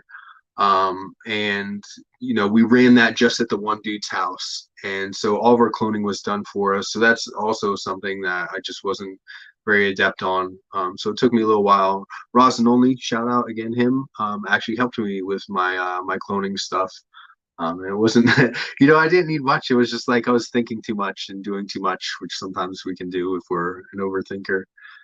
And so I got that down, and I have friends. I have a lot of friends who make very good BHO, and some of them were willing to work with some of my material and everything like that. And so I started messing around in the BHO realm with my own stuff. And because I'm not a person, I'm picky, right? I'm very opinionated. And my opinions aren't something that I push or force or anything like that. It's just who I am as a person. It's probably something that I would lighten up if I could. But so when if I'm going to be making hash or making live rosin, like I'm not gonna do that in a warm room. I'm not gonna do that without a freeze dryer. Like I'm not gonna, because I'm just like, man, we did that shit back in the day. Like I made brown hash. Like I don't want that. Like how are these people doing this stuff now? Because that's not what we made. It doesn't look anything like what we made. If we squish what we made, it won't look anything like this. Like, so it's like, I wanted to learn, but originally, so like these people are very closed off, right? Hash people are very closed off. Like even one of the companies that I was friends with through the Good Life Gang, who was one of the larger companies up in Maine, and they had a contractor that they had come in to do all their live rosin stuff. They asked if I could just like literally be in the lab and be his ice bitch while he was making stuff and just like minimally ask questions and just be an extra hand for him, whatever he needed, and also pay him thousands of dollars on top of that. And like, dude, want to do that? And this was like the owner of the company being like, hey, like this is my homie. Would you do this? And fuck no, right? And like, maybe it was, maybe it wasn't like that on the West Coast, and like if you lived out there. But like when I was just asking people, like techniques and everything like that, when I was trying to learn just what I need to do to make this beautiful new stuff that I've been able to smoke and enjoy, everything was just so closed off to me. And I was not about to fucking start again. Like still, even though I had like a burner phone with an Instagram account, like I still wasn't trying to go Google the shit out of Hashmig and two, like if I haven't had your stuff, I don't want to really learn from you. Period. Like, if I don't care if someone else says it's good, like, I need to know that it's good. I need to know, or I can't be passionate about learning from you. So if I've had your stuff and your stuff is good, like, bro, let me pay you thousands of dollars to be your bitch in the lab just for one wash. Like, just take me through it so I get just a basic understanding. Because, like, it's just like whatever I was doing before, what you guys are doing is very different because the end result is very different. So, yeah, so the first chance I had to learn was the French he taught a class in New York, and I was just like, nope, that's not I've had temple. I've been smoking temple balls for 15 fucking years or whatever. Like, I'm not trying to learn how to make something that I had 15 years ago. I'm trying to learn this new thing. So, then me and my homie from Honeycomb went out to that Ken Wall class. And how was that class?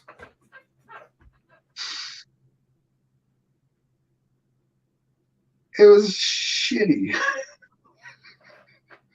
Right?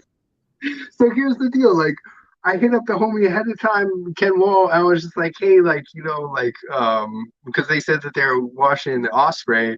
I was like, well, you still got hand wash, right? Because, bro, we used to use old shitty washing machines, like with the stuff still in them and everything, like with the water recirculating. Sometimes we pull it off with gravity drain and stuff, but like that's all that we use for old metal washing machines. Like, we never fucking stirred it by hand. Like, so I just never seen anyone physically hand wash. Like, I just wanted to see someone hand wash. Just, can I please see this, right?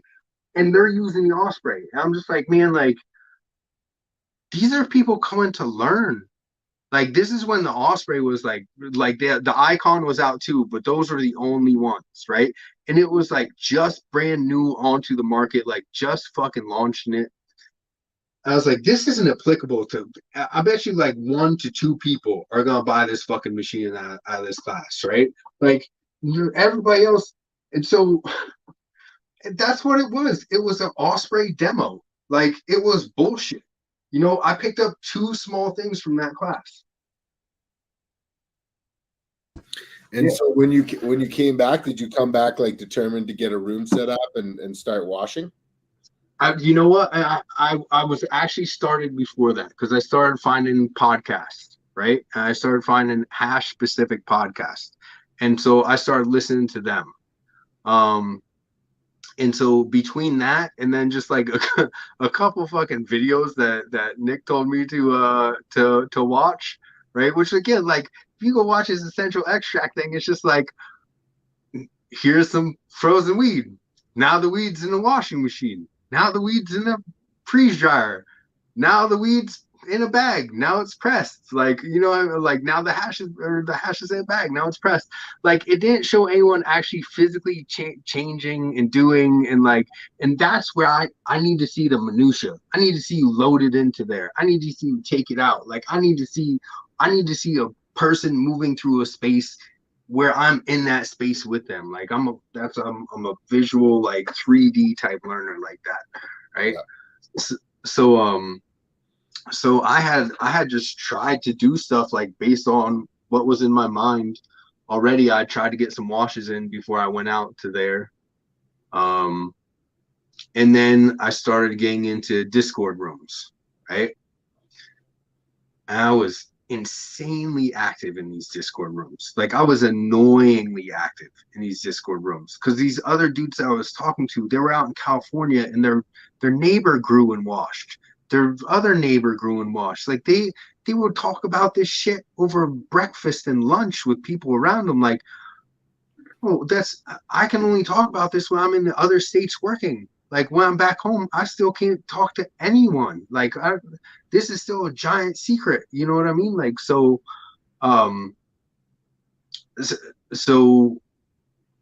and what I realized from being in those rooms, and then as it started being more of a thing, and people started realizing that there's lots of hash makers, and that their information isn't so special, and that by hoarding it, they're not doing themselves any favors, And then so some of these big dudes started talking to me and maybe doing paid consulting on techniques and stuff like that.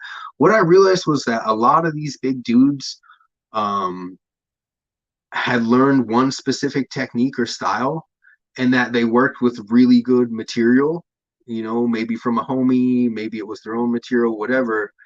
And that like they didn't, a lot of them, not all of them, but a lot of them didn't know fucking anything outside of their narrow niche of what they were taught and what they've been doing for a long time now.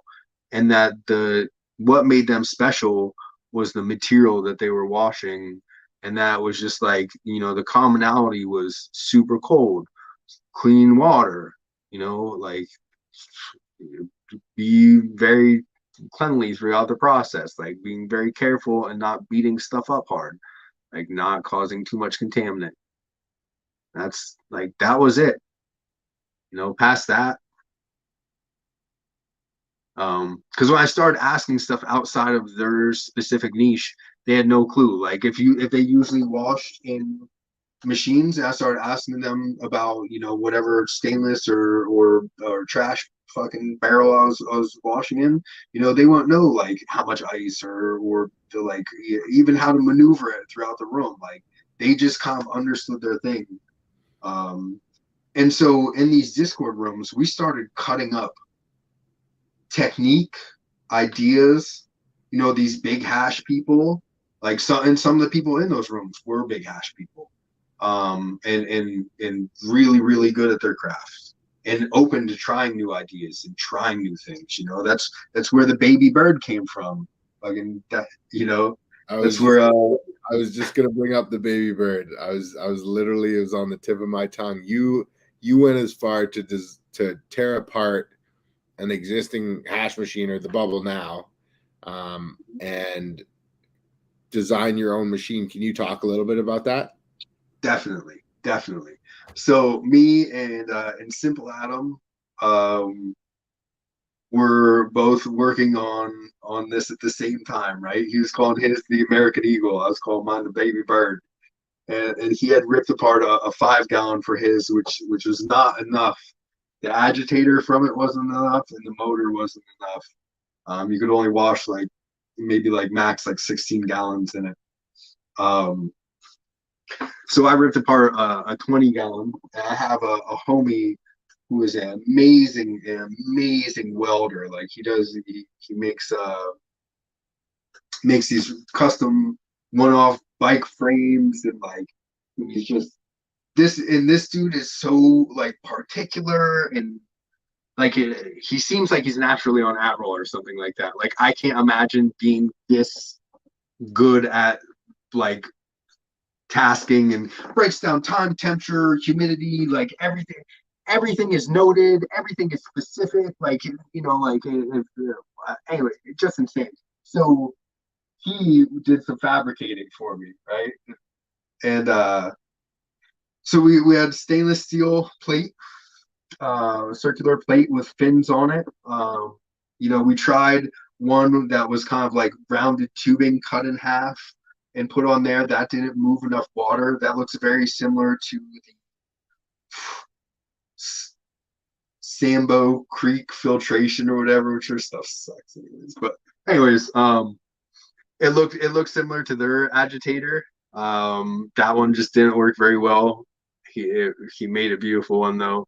The one with the fins works well, but the deal is it does cause a little bit more plant particulate than I would like, right? So basically what it is stainless steel plate going across the bottom of a brute 32 gallon, big milled aluminum plate on the bottom of that, and the motor is coming up into the bottom of that. It's sealed with silicone, right, to the bottom of this stainless steel plate, and then the drive shaft comes up through the stainless steel plate, and then we have the stainless steel agitator on top of that. And it's driven by the motor and the mechanism from the Bubble Magic, which I think if I made my own and I just spun it one direction, I could get rid of a lot of that. I could get rid of a lot of that fake again.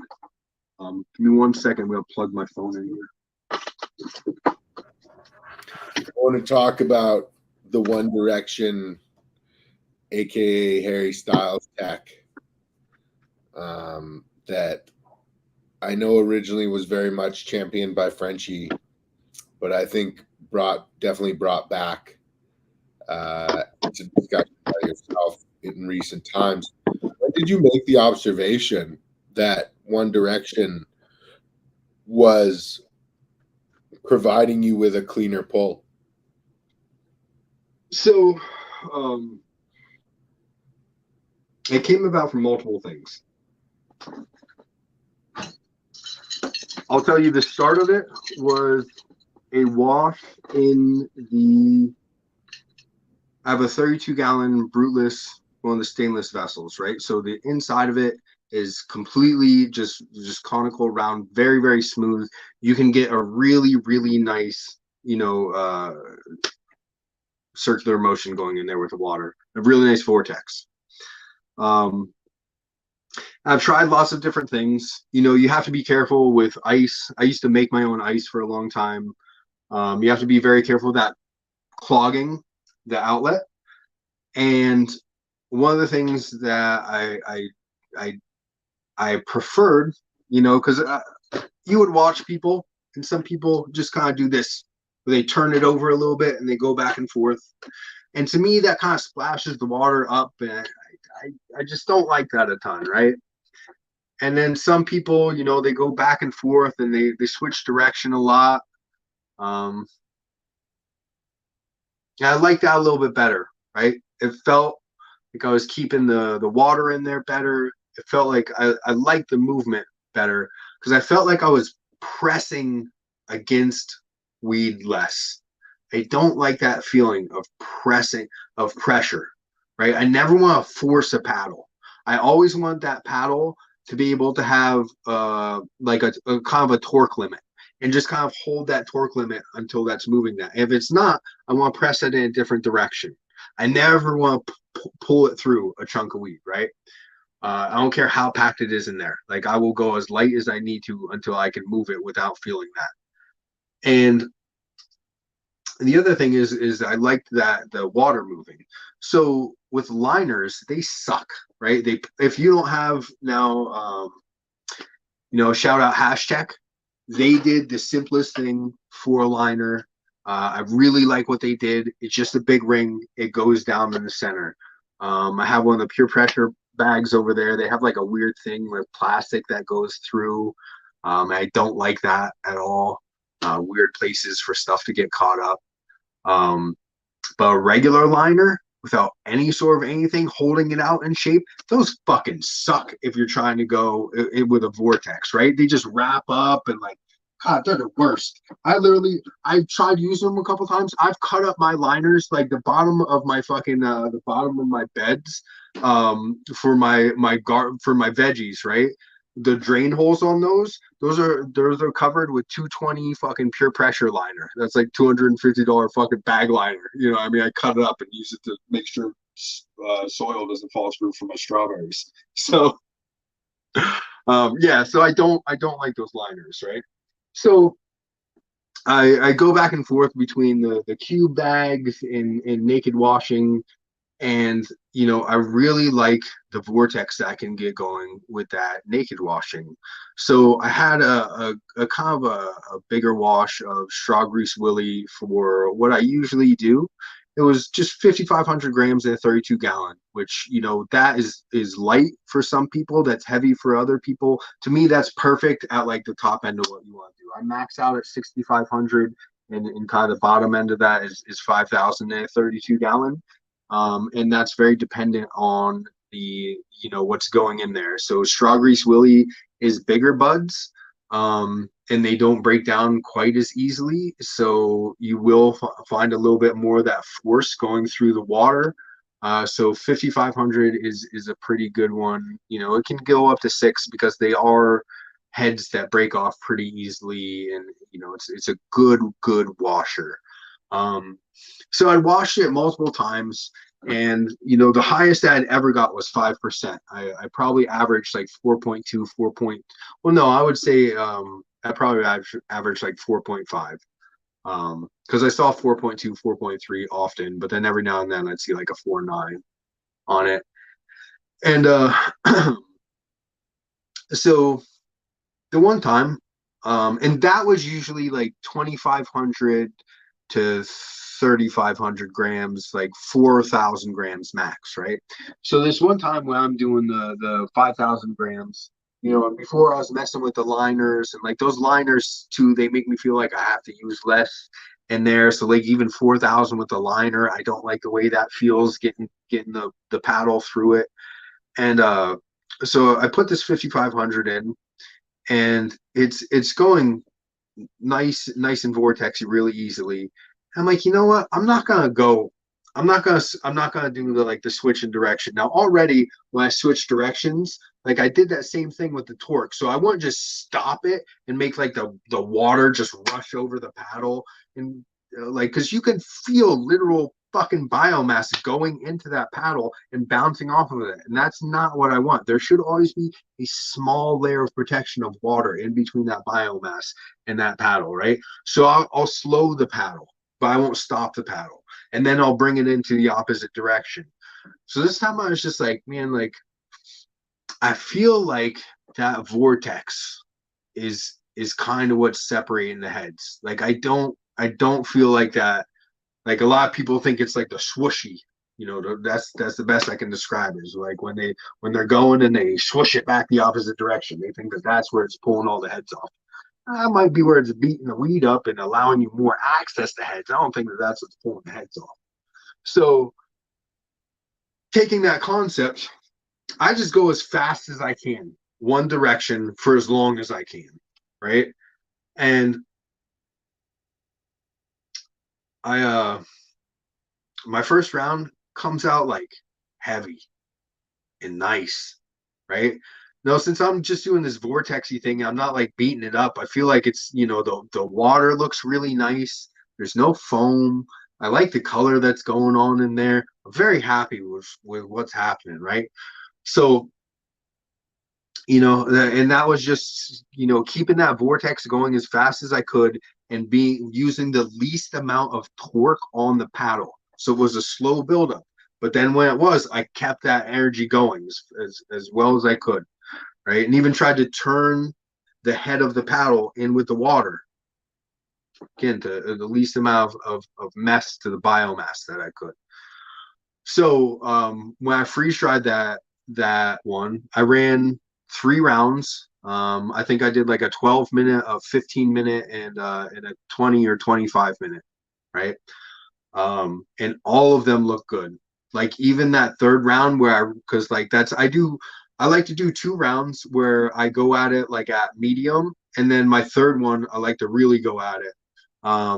And you know, so when I say 3 rounds, that it could have been third, and the third one came out heavy, so I pulled a little bit of a fourth or whatever. But like 3 rounds just means I did my 2, and then I got the rest of it, right? So whatever, but max 4.5. And when I freeze dried that, everything looked good. Like everything looked good. You know, my like max to get everything out. Even that looked good. I was very happy with the fucking quality on it. And I hit 5.5%. Never hit over 5 before. So you know, I was super impressed. And that was just proof in the pudding that you're creating a vacuum as you're pulling that paddle through. Anything that's near that vacuum should be able to pull the head off of the stock, and that should be the mechanism. Because you're definitely creating a vacuum when you're going against the force of the water, and that's a very strong vacuum, but you're also creating, you know, little bits of plant matter when you're doing that. And I don't think that is I don't think you need that strength of vacuum. Like we've all, hopefully, you know, I know some people out west, they have to process in fields and everything like that. But preferably if I'm working for someone and they have access to a cold room, I process into buckets in their cold room. Like I like to chop a quarter of a plant, take it into a cold room, and I like to fucking process that at 40 degrees like that. If you're doing that, just the process of hitting the scissors to it, like you're gonna see heads falling off.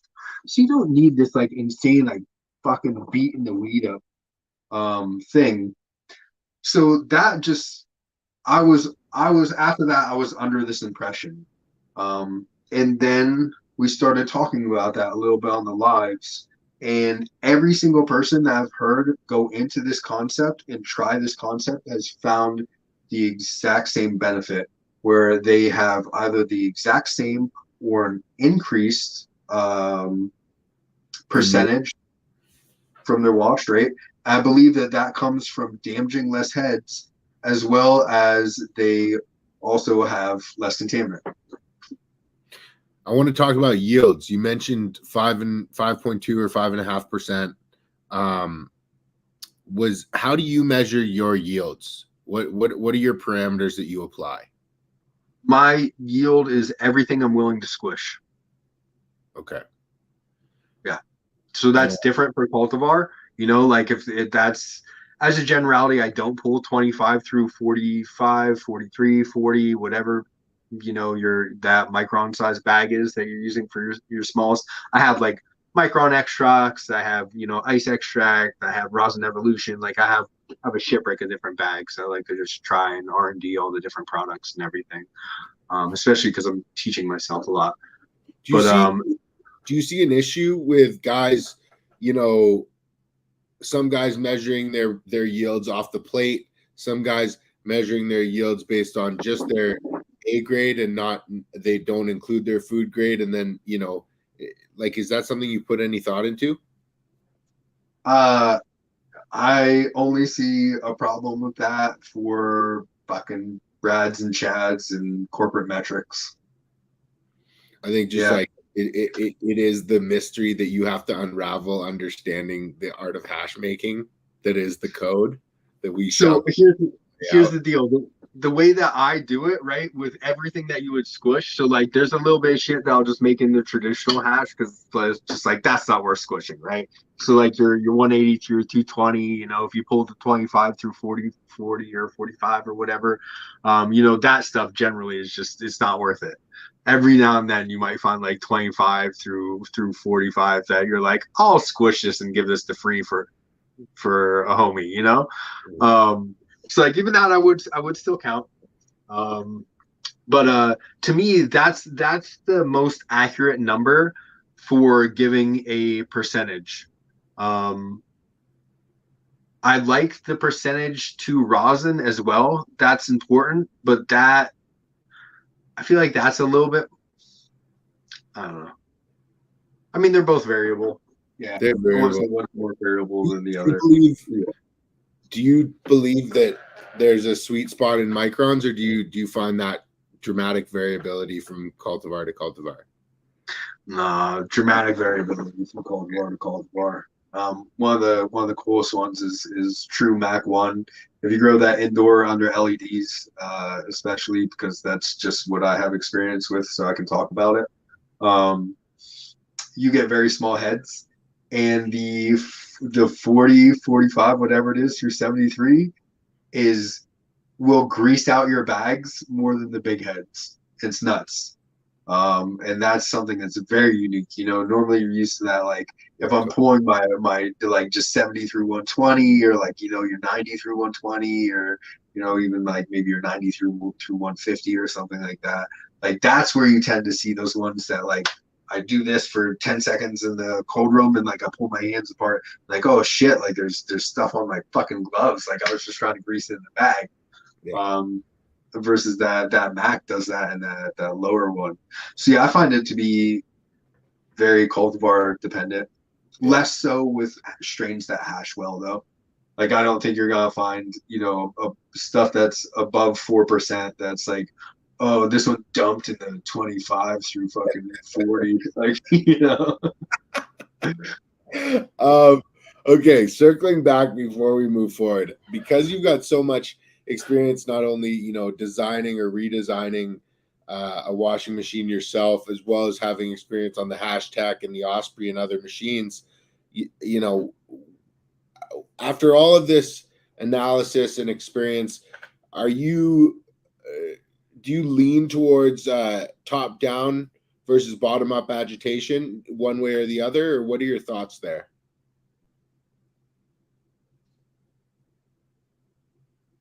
So far, I like the Osprey for naked and the hashtag for bags. So top down for bags, bottom up for Naked. But I think that that's going to change, and that's only because I've worked with the Osprey a decent amount naked and am aware of how to get the quality out of it that I'm looking for out of it. I haven't had that alone time or that single motion, single direction with the hashtag yet. So after I do more R&D, I will have a better explanation of that. And I'm not quite as fond of like the blender that's in the bottom of the Icon, because from my own experience with those fins, you need something that's just slightly rounded. You're looking for like a more of like a triangular shape with a slight round at the top rather than a specific point. That's going to lower your plant-based contaminant that you're adding into everything. Icon doesn't have that.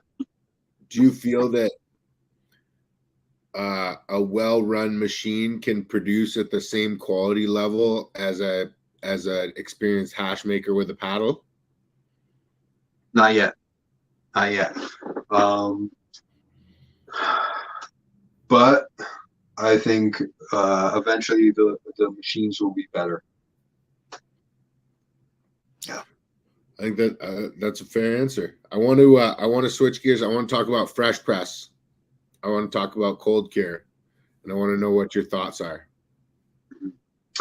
Okay, so first of all, let's get it straight right now, so everyone understands what fresh press is, right? So I have a jar over there in my fridge. Okay, that is non-nucleated rosin, right? That is not fresh press. So fresh press is the first 30 minutes off the fucking plate, and that's that. Anything else is non-nucleated. So now, fresh press is my fucking favorite. I love fresh press. I get it can be slightly harsh on your lungs, but whatever. If you're a ridiculous dabber, you have probably put way worse shit in your lungs. I mean, fucking, we all used to smoke blunts, right? Like shit. So don't be a bitch about fresh press, right? And then past that, I do really enjoy a non-nucleated rosin. That being said, everything has the thing that is best in, right? So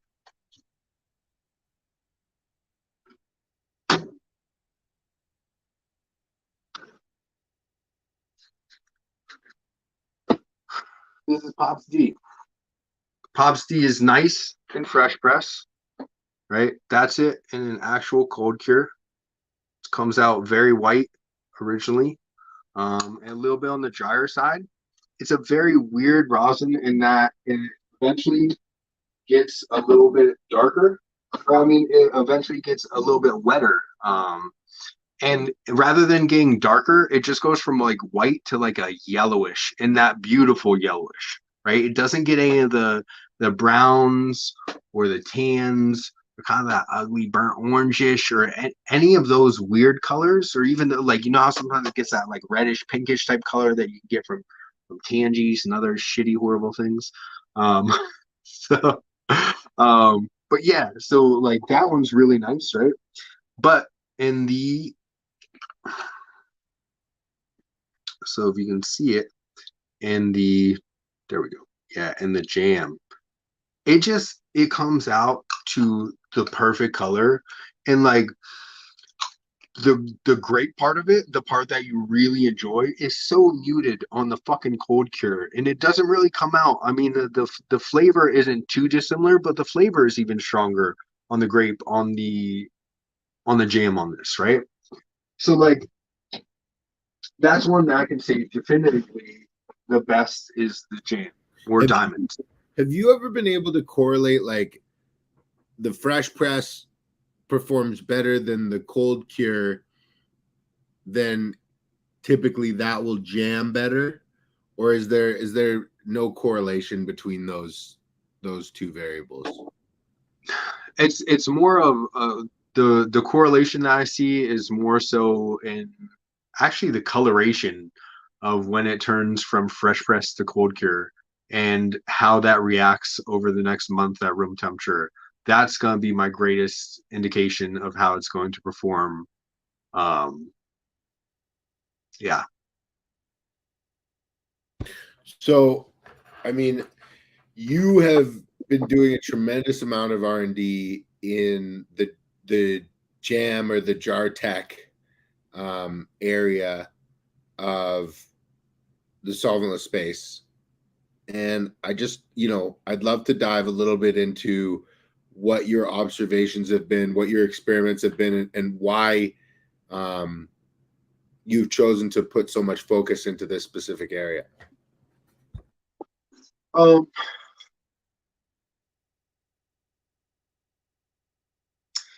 So I wouldn't say necessarily that I've chosen to put an enormous amount of space into this area outside of other areas. I think people have been more interested in the work that I've done in this than other areas.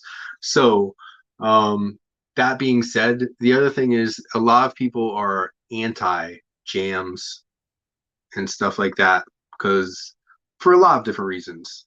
Some people feel like it's cheating because they only do no manipulation cold cures, and sometimes their stuff comes out dry. And some other companies will just make sure that all of their stuff comes out wet. It doesn't matter what, and you can't achieve that through heat.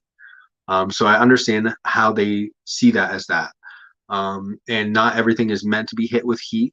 And so if you're just doing it for aesthetic pleasure, you could be creating a worse experience for the end user. And then that's a space where I would recommend not doing that.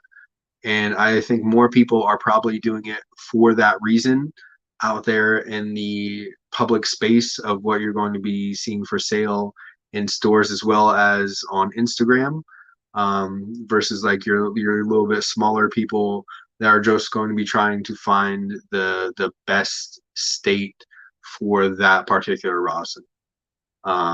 So I understand why some people don't like it and stay really far away from it. And so I would say that the amount that I work with it is what someone who is very open should be doing. And that I tend to not use it excessively. Like I definitely don't heat tech over half of my stuff. Have you encountered things that aren't desirable or stand out in both fresh press and cold cure that really stand out as jammed? Yes. So actually that Sunday driver that I'll quote Mission Hill, who generally, they're the type that they don't like jams, they don't like heat tech. And they didn't believe that they could even be good until someone brought them over some Sunday driver that I had made, and they said it was so good it made them angry. And that was one that specifically like it had a kind of dry, chalky taste on the fresh press, and it was there too in the cold cure. And I was okay with it as a fresh press. I didn't fucking like it as a cold cure, and Sunday Driver is my favorite. And but as a jam, it stuck out. It was really nice. And same thing, this Pops Tea, which is a Sunday Driver derivative, it really sticks out in the jams. It really does. Now that's one that, but in fresh press, I fucking love it too. And I like it in cold cure. It's just, like here's my deal, right? Your best fresh press is going to be best as actual fresh press. Even once it goes to the non-nucleated, it's going to be slightly less good. Once it gets to cured, it's going to be even less good. A lot of the times, the ones that are like that, if you take them into a jam tech, they're going to be missing a large part, right? So like Southern Hospitality is a great example of this. Say the number 27 and the number 26, right? So they're opposite. If I heat tech the number 27, it's a super gas with a peach base. That gas is fucking gone and the peach is still there, right? Versus the 26, that's got like GMO chem kind of OG gas with a bubblicious base. And if you heat tech that, the OG gas and the bubblicious taste are gone, and it's left with like a fuely chem flavor. And those are both ones that like absolutely are just insanely amazing in fresh press. Just amazing. And then when you go to cold cures, like for me, if something is a cold cure, it's best in that cold cure like at its 1 week. So, you know, or however long say it nucleate out within 48 hours. If something does that, I like to leave it for another day or two before I homogenize. But at that point of homogenization, that should basically be like the peak, right? And then it should start going downhill from there. That's just what I find. Like it's gonna be wet, it's gonna have amazing terps. There are gonna be some volatiles and some stuff that eventually will kind of come off of there. And so yeah, so your cold cure is best when it's in its original cold cure state. Same thing with the fresh press. Yeah. I think And that's a fair assessment. Sorry, go ahead. And so the one observation that I've made is stuff that can get a little bit better as it goes on. Like say the when you cold cure it at first, it's more muted, and then like 3 weeks later, it's louder, and you like what's in the jar even better. Those can be really good in heat tech. Not always, but that can be an indication that's going to be great. Interesting. So switching gears a little bit, melt versus rosin. Where do you fall here?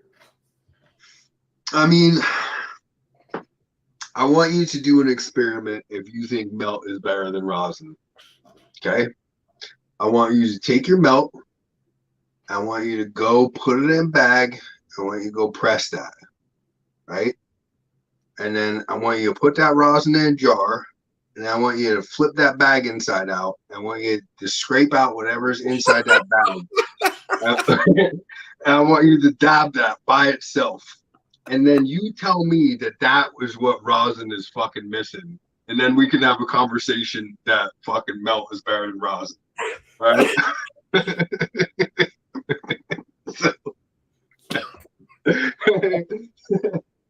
Okay. All right. So that's the best opinion, all right? So what I will say is that I can appreciate melt from the fact that it is the only non-heated, non-solvent thing that you can put on the nail and blah, blah, blah, blah, blah.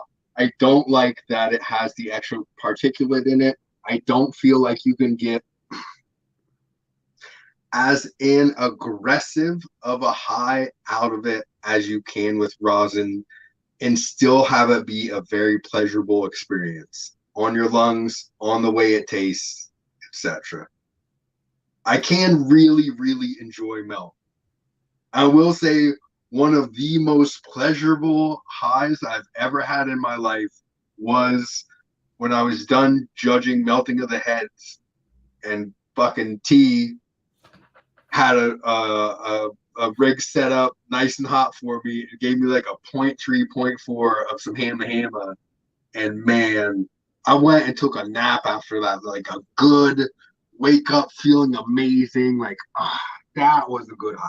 That was really good high. And that was the first time that I really experienced melt that I would say that like that time I preferred it over the rosin that I'd smoked previous to that day. As a generality, I'm not in that space. And that's you know, when I used to run Breeder's Cut up in Maine, it was the Crystal Rose stuff. What was that one that they had? Anyways, pie-eyed, right? Yeah. So I used to run the Breeders' Cut of pie-eyed, and that stuff was just the meltiest, melty, crazy. Like it was insane. It just like if you squish it and then held it up to like look like fucking shatter. You know what I mean? Like it was, and people really like that and everything, but it just wasn't. Like I had a whole bunch of it for head stash, and I just never ended up smoking it. It's the extra cleanup. It's the fact that I have to go a little bit lighter on the temperature and everything, and like as well as when I started washing a lot, I got those autoimmune white guy lungs that just didn't handle the aerosolized terpenes very well and everything like that. Just so. Yeah, I had to be very careful for a while. I mean, I really couldn't dab melt for a while. I can again now, and I enjoy it, and I'll dab it. But like, if I have really really good melt, really really good rosin, you're gonna see me hit that melt maybe 10% of the time maximum. Yeah, yeah. We're seeing a rise in resin mixing. The last Legends winner, the last Ego Clash winner. I know there were a couple blends that placed in the top 5 in rosin at Moth. What are your thoughts on that? Is that something you're a proponent of? And do you have a preference to at what point you're blending the material? I have thoughts on both of these. I would say my original thought is I don't understand why people have as much of an opinion on this as they do. It's just like unless it's like you're sourcing melt from like a bunch of different people and like trying to like formulate a contest entry that you really didn't have much to do with and stuff like that. Like that's different, right? But if this is like, this is some stuff from my garden, this is some stuff from my garden, like, or even like, like I run these facilities, like, but like I run these facilities, not fucking, this conglomerate or whatever. Like, and we use some from this grow and some from this grow and entered that. Yeah, I'm cool with that. And yeah, like, why not? Why not?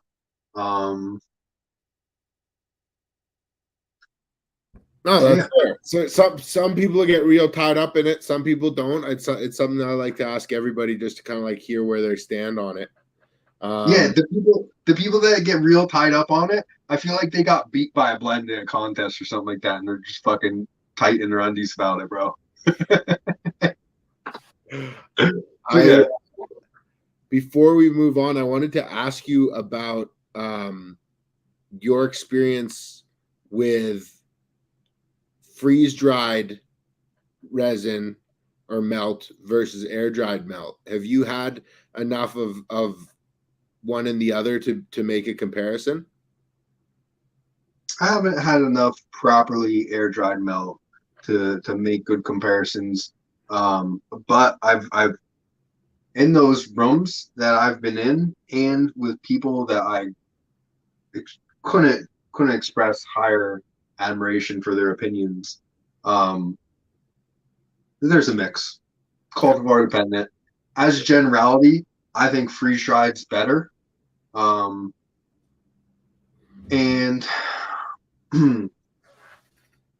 yeah, as a generality, I think freeze dried's better. And I think that the people trying to say that it's not are general or as a generality saying that out of ego. I love the love put into it. That Hammer was air dried, and that was some of the best I've ever had. So that's evidence going kind of against what I'm saying. But I think that as generality, your freeze dried is going to be better. It's going to have a better taste, and that's what I hear from other people as well. Just that. That stuff where you like go a little bit heavier on the plane and everything like that, and you get those little pearl looking joints in there. Bro, they're beautiful. And I understand that. Like it's eyes nose, and then effect, flavor, all that stuff. And like it is eyes first, you know, and that's why fucking the Instagram game and where weed's at these days is its own issue. But yeah, I think it looks cooler. I think, you know, probably 80 to 90% of the time it's definitely not better though. Yeah. As somebody who, you know, spent a lot of time working in aquaculture with salt-based nutrients, where do you fall on the opinion scale of salt-based resin versus organically cultivated resin? I think the people that freak out about salt-based resin and are just like really dogmatic about everything has to be organic, or I just don't agree with their perspective. Oh, that's the meanest thing I think I'll say about them.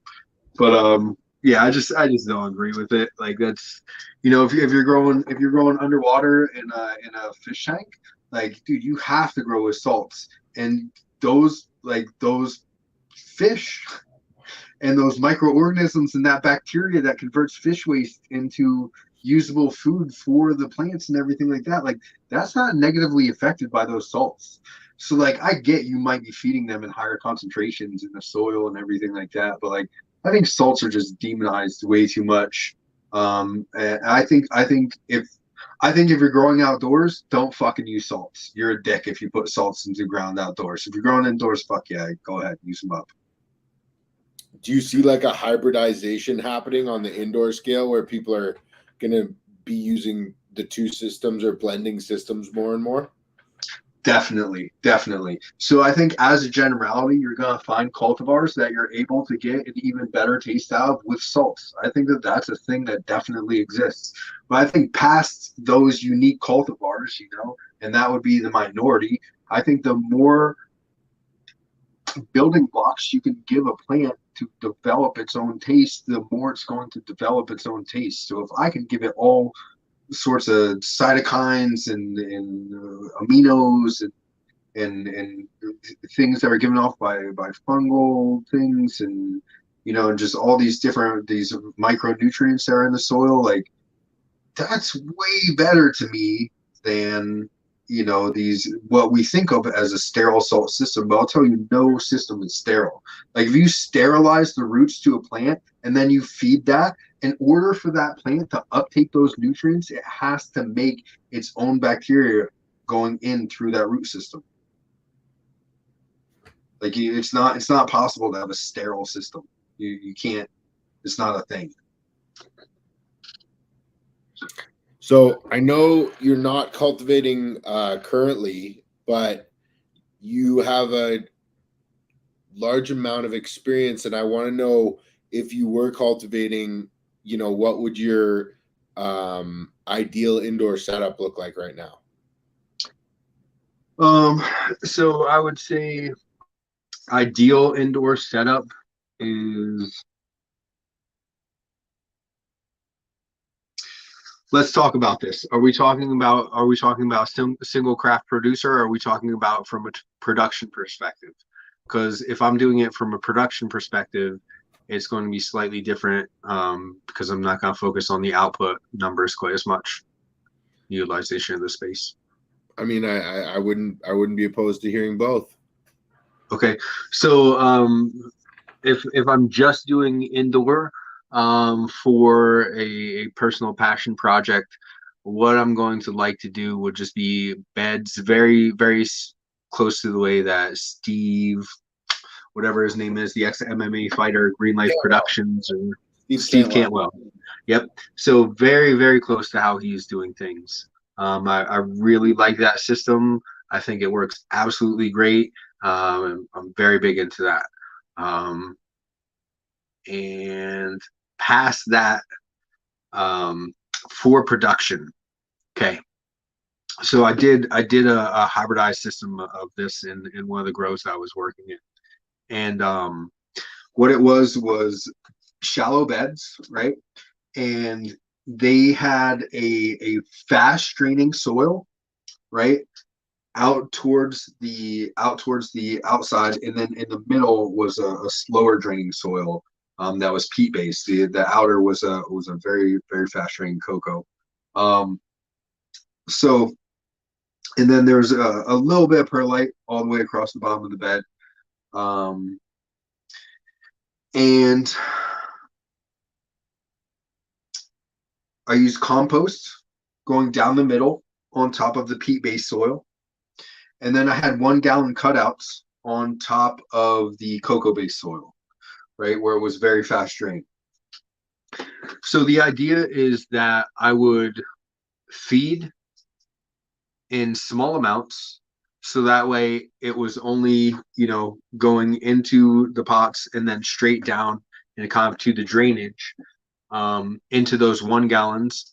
And then in the middle, that would get like coconut aminos, that would maybe get some homemade aloe stuff, that would just get things that are gonna make that soil happy. Maybe a little bit of molasses in the water, whatever, some humic type stuff. And so that hybridized system was great because you're able to have that kind of strength from the salts. Like you see Todd out there, Resin River, whatever. So that guy out west, right? He talks about this, that some plants just grow better with salts, and that's cool because he has these big, amazing hugel mounds that were like fucking dug with tractors and 8 feet deep and will last like 40 years and everything like that. And so that's as organic as it gets. Use way less water this year and stuff. And that dude is like, hey, sometimes you gotta use salts. They're better with salts. Sometimes you gotta hit it with fucking a chemical because of the bug. Like sometimes you have to do these things. Like it's not, the people that are so dogmatic that are just like, oh, it's only organic. I only hit it with fucking garlic moon juice from the 4th trimester or whatever. You know what I mean? Like, bro, you're not growing the best thing that you can, and you can still do it morally and everything without using fucking humanure and moon blood, Which, whatever, if you're still doing that, I like that there's crazy people that just using that stuff too. You get it, but just know I'm not gonna smoke all your stuff, and I'm gonna be real wary of the wash of it. You have a focus on very specific terpene profiles. Do you want to talk about that a little bit? Yeah, I do. Orange terpenes fucking suck. They're the worst. So let's just start off with what are the worst. So anything that's dry and bitter and orange is terrible. Anything that's lemon and has any sort of idea of cleaner, that's terrible. Anything that's lemon and pine by itself with no sweetness is terrible. So we understand that dry citrus terps are the fucking worst thing ever. They create dark resin. They're horrible for heat tech. And we should all throw them out, stop breeding with them forever. And Tangy sucks. So now that we're past that, right? I love grape. I love like a bright grape. I'm searching for an overripe Concord jelly. Like that's what I want. And that's what I'm gonna find, and I'm gonna make it wash really well. And then past that, I love what T does with Little Lake Valley. He's so it's great because he has already created the spectrum so well, in which I like. I've seen other derivatives of it and other things, but there's a gas, and it has to be the old school gas. We've gotten weird with our gas. We've gotten really garlicky. Some things have gotten really cat pissy. Like we've gotten really like diesely, but in a fuel way where it's not like that old like gas smell. There's just we've gone in a lot of weird directions in gas, and there's still that OG like fucking skunky fuely like mix of just whatever, the first couple of really amazing things that you smelled back in the day were. So if you can take that gas and then you can blend it with like just a little bit of this new shit, like T uses Sherb and the faux fauna, right? So like it brings out like this little bit of sweetness that adds like a fullness and a body to the gas that like it would exist every now and then back in the day. Like that AK was just straight gas. Like the the super silver haze that was like straight gas, but like every now and then you get these things that were like they were just a little bit fuller, and that's what I like. So like anything where he back crosses faux fauna into like the shallot sashimi, because then you get that like some of the chem GMO, but it doesn't always lean on the garlic, and you get all the old OGs and the pure Hollywood Kush, and then that like little bit of sure bringers out. Yeah. So yeah, so like it's a complex gas that has some of the sweetness, and like I'll tell you right now, moon bow, moon boots, rainbow belts, that ain't it. That ain't it. You know what I mean? Like when I'm talking about the gas mixed with the sweetness, that is not it. It does not. It's fuller than that. It's way more bodied than that. And like the Southern hospitality, that's what I'm looking for. Like it's more on the gas spectrum. It's not on that Z spectrum or whatever. But like it's so fucking full. And what's the cross on that Southern hospitality from the lake?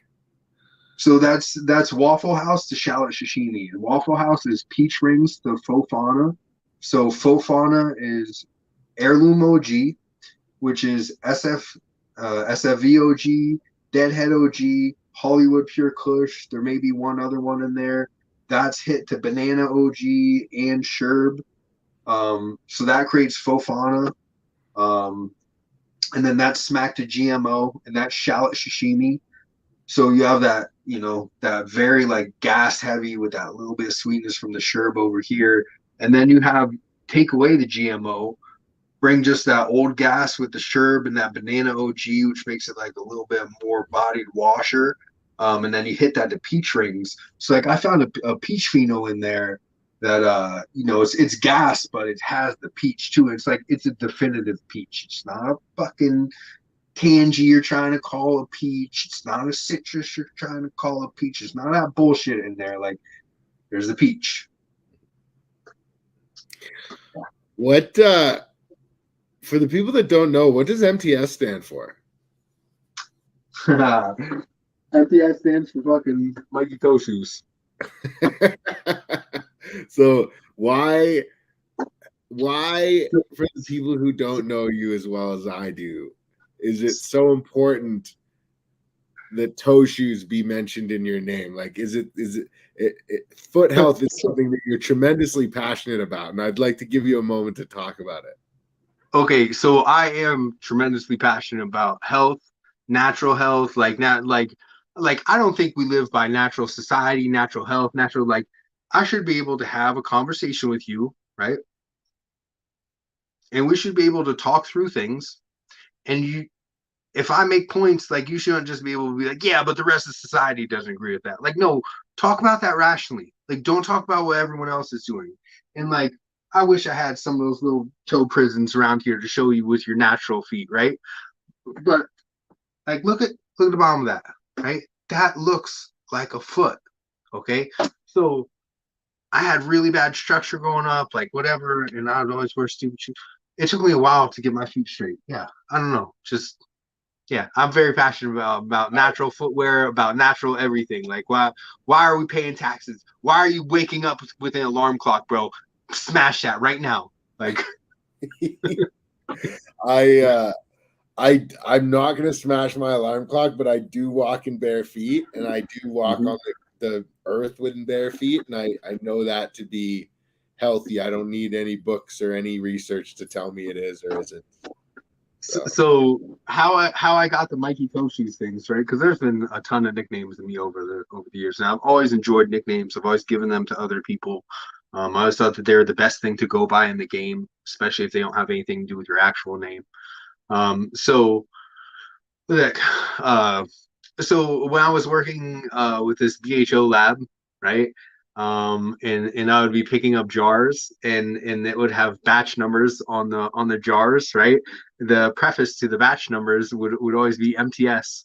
And so on like the fourth or fifth batch, I was just like, yo, guys, why does it say MTS? They're like, oh, Mikey Toe Shoes. I was trying to come up with a fucking name because like, I had like the edible company, and like so we could talk.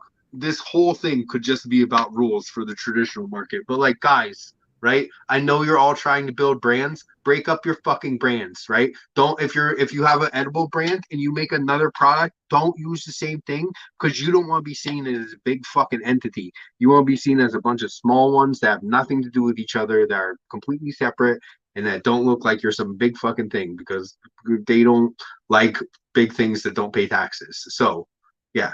Anyways, but yeah.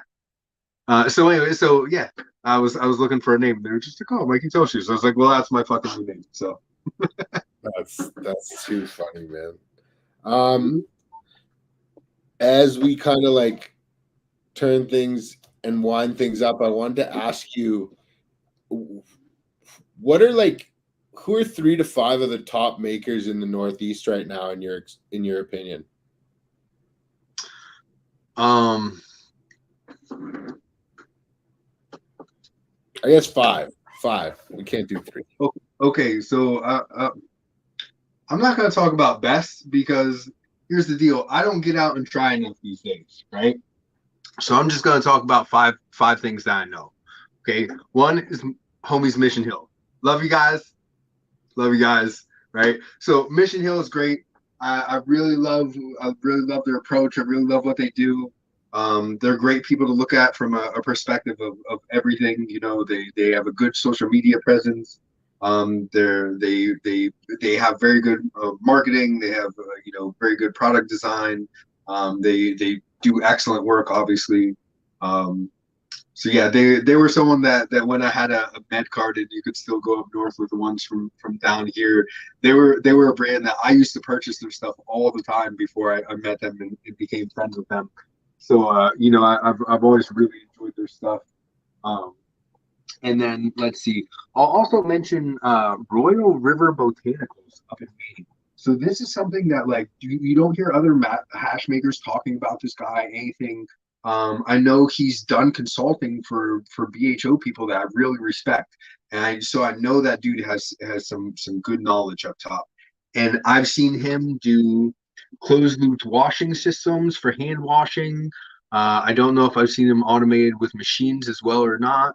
I've seen him do like weird things with THCA separation and solventless terpenes with stuff that looks like BHO but wasn't done through MEXEP, and like like kind of like bordering on maybe Tony Beach type things, but without the distastes of what many of us have for Tony V. So yeah, like I find interesting things happening from him, and I know he washed a cut of Mission Hill's Sunday Driver a long time ago, and that was some of the tastiest rosin I've ever had in my life. Seriously, it was fucking amazing. So yeah, so so those are 2 people up there, right? And then I'd love to talk about the people down here. So we have Sky High extracts, solventless extracts. So he's doing great work. Does like contract work down here and doing some single source stuff. And he's someone that I don't always see eye to eye on in exactly the same way. Like he's a huge melt guy, loves melt. You know what I mean? So like when he got to work with the pod and stuff like that, that was just tip top for him. But a lot of passion and does things the right way and runs a super clean lab, and I like what he's doing. We have we have Terps County down here. Homeboy's doing some single source, and I know he's talked to me a bunch about different things, and he gets to learn from Kirk a bunch. He knows him pretty well out there, Kush Kirk. So I think you're gonna see great things coming from him. And then there's some homies out in the western part of the state, Keystone Melts, and I'm super excited for what they're doing. They have a big hunt coming up of some genetics that I created, as well as some of T's genetics. So I'm just really pumped to see these couple hash makers down here just doing their thing. That's fucking awesome, man. Yo, can you talk to the people really quickly about the genetics that you did put out in super limited amounts? Yeah, so basically, if you're in the States, you were not able to get these genetics. You had to have known me. So they were made to come back into this area to be very exclusive, high-end hash genetics, that will give people an edge down here, because they're not doing the same stuff as everyone else, and these should be some things that blow stuff out of the water, hopefully, because I'm super specific on what I'm doing, and I find other people are enjoying what I'm doing. So the three main ones that we did were um, we took Banana Guava from Swamp Boys, which is a pretty crazy cross. That's so it's banana dosi, I-95, sour garlic cookies, and guava jelly. So all those are mixed together, and we took that one. Um, and there was two different phenotypes, and we took the number 12 phenotype of that one, which was it tasted like a fresh mashed banana and kind of like an underripe papaya, but just exactly like the fruits, like the most fruit tasting rosin ever. So we took that one and we hit that with the Pops Deuce, and that was the regular male. That one just had perfect structure on it. That's Fruit Baskets, I believe. I'd have to go back through the names. That's the one that I always forget if it's Fruit Cocktail or Fruit Baskets. It's Fruit Basket. Fruit Baskets. Okay, yep, yeah. So that's what I thought was. And then we also took Jolly Blue Raz, so that's papaya. This is the sharp boozy cut, because it has like this intense sharp flavor that almost has like a little bit of like a fermented fruit type flavor, because you know how like fruits can get a little bit more sharp as they ferment. So it's like a really sweet like guava that it's just been fermented a little bit, but or a papaya. But so you have that, right? We've all seen papaya plants probably. They're super squatty, they're just like these big ugly fat buds, there's not space in between them, like there's no stretch to it at all.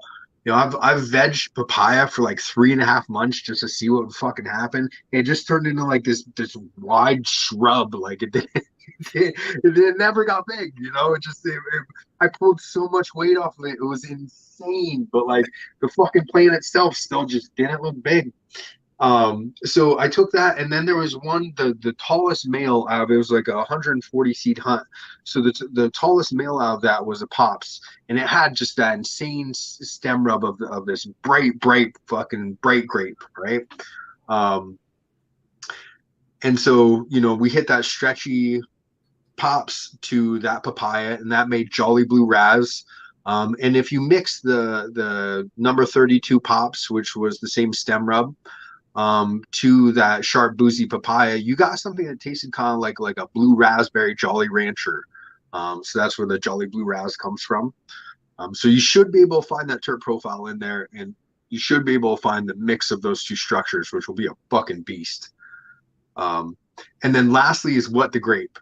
So What the Grape is we're trying to find like a mix of that overripe Concord grape jelly that I did find in TTRS, but they all sucked as far as wash numbers go, and they were fucking hermy.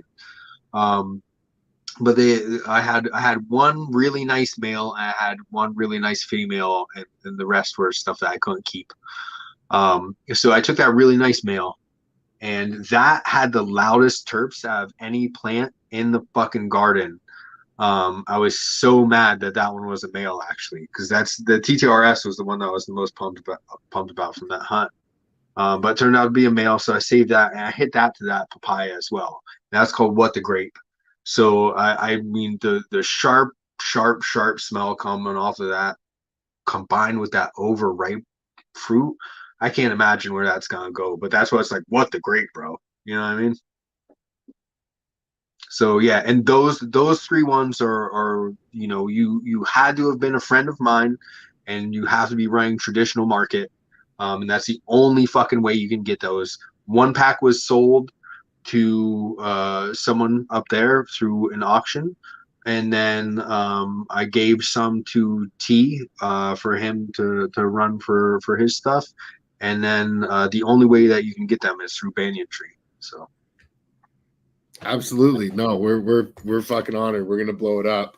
I want to talk about the market, the cannabis market as a whole, your vast experience in it, and how you think traditional and legacy market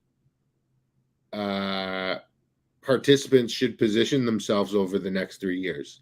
You know, what are the do's and don'ts, or what advice do you have in this changing market? I'm going to give you advice from two different directions. I'm going to give you advice from who I am as a person, and that advice is no one should be participating in any sort of licensing or anything like that. You should be 100% civil disobediencing. You should be doing nothing where you're paying any taxes on Canada, but pay all your taxes always. But then past that, heed what I said. Yeah, so you shouldn't participate in that because it's not right to do so until it's zero barrier to entry. It's just like any other product. And until that, you know, the barrier to entry, if you want to be in Pennsylvania, is you have to be a fucking billionaire. And I'm not joking you. Like that's it. You can't be anything less than a billionaire. Those are the only people competing in this market. That's insane. We've created marketplaces only for billionaires to get richer. That's immoral, and you should not participate in that in any way, shape, or form. You should never buy from it. You should never work for it. The only thing that you should do is try to rip those people off for consulting fees or anything that you can do like that. Past that, you should only be trying to take money from those people and never giving them money. So, past my like hard line of fuck everything, right? Okay. How I feel about the market as a whole is that it's a business now. It's just gonna be a business. People are going to keep on trying to find lanes and exploit lanes, and that's how modern business is done. So you know, find your lane. Try to find a lane that you can make profit in. That still has a moral standpoint, which the lanes to do that are going to keep being narrower and narrower and less as the market matures, but they're still going to be out there. It's going to be just like any other business. You know, if you're not super passionate about it, you better be one hell of a businessman and no pockets and lanes to get into. Otherwise, it may be better for those people to stick with whatever they know better. So the experience is helpful, but then there's also the indignance of people like myself, where it's just like, you know, if you know, if you didn't bear my cross, don't be taking my glory, motherfuckers, you know. So it's just like, yeah, like at one point I do want to try to work with people. You know, I do have this big corporate experience and can be very helpful in production situations and everything like that. But at the same point, I have a very hard time working with anyone that I don't morally agree with. Which is a pretty narrow selection of mostly like caregiver types, you know.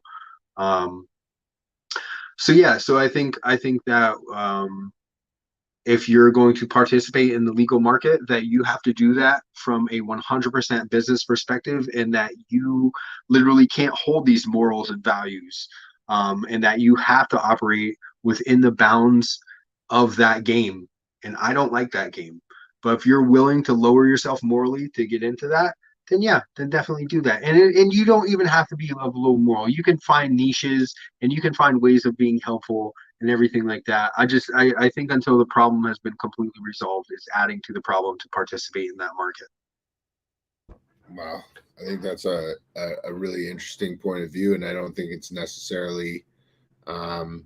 I think that there's a lot of bullshit that's happening in this market, and you see, I know up here in Canada, it feels as though we weren't allowed to have cannabis, a real industry to start building until Bay Street or Wall Street was able to get their more than pound, but you know, huge amount of flesh from the carcass and almost kill the industry. And I feel like that's happening across the board in every state and in a different point in its life cycle. And I think it's going to be a long road before anything is treated like the same way as agriculture. And, I know I couldn't wait that long to participate. So like, do you think that it's valuable to start new legacy market brands today? Or do you feel as though that doesn't have the same value that it did a year ago or 2 years ago? I mean, I definitely don't think it has the same value that it did 1 or 2 years ago. I mean, we could talk about where the market's fallen to. That's just not too long ago. It's just like anything of decent value was 1,400 an ounce for live rosin, and now it's just like anything of decent value is half that price. And for something to fall by half is a lot, and that happened everywhere. Like flowers is that, BHO is that. The prices on BHO are basically flower prices these days. And you can get mad at each other for undercutting or selling too low or anything like that, but like I don't agree with that either.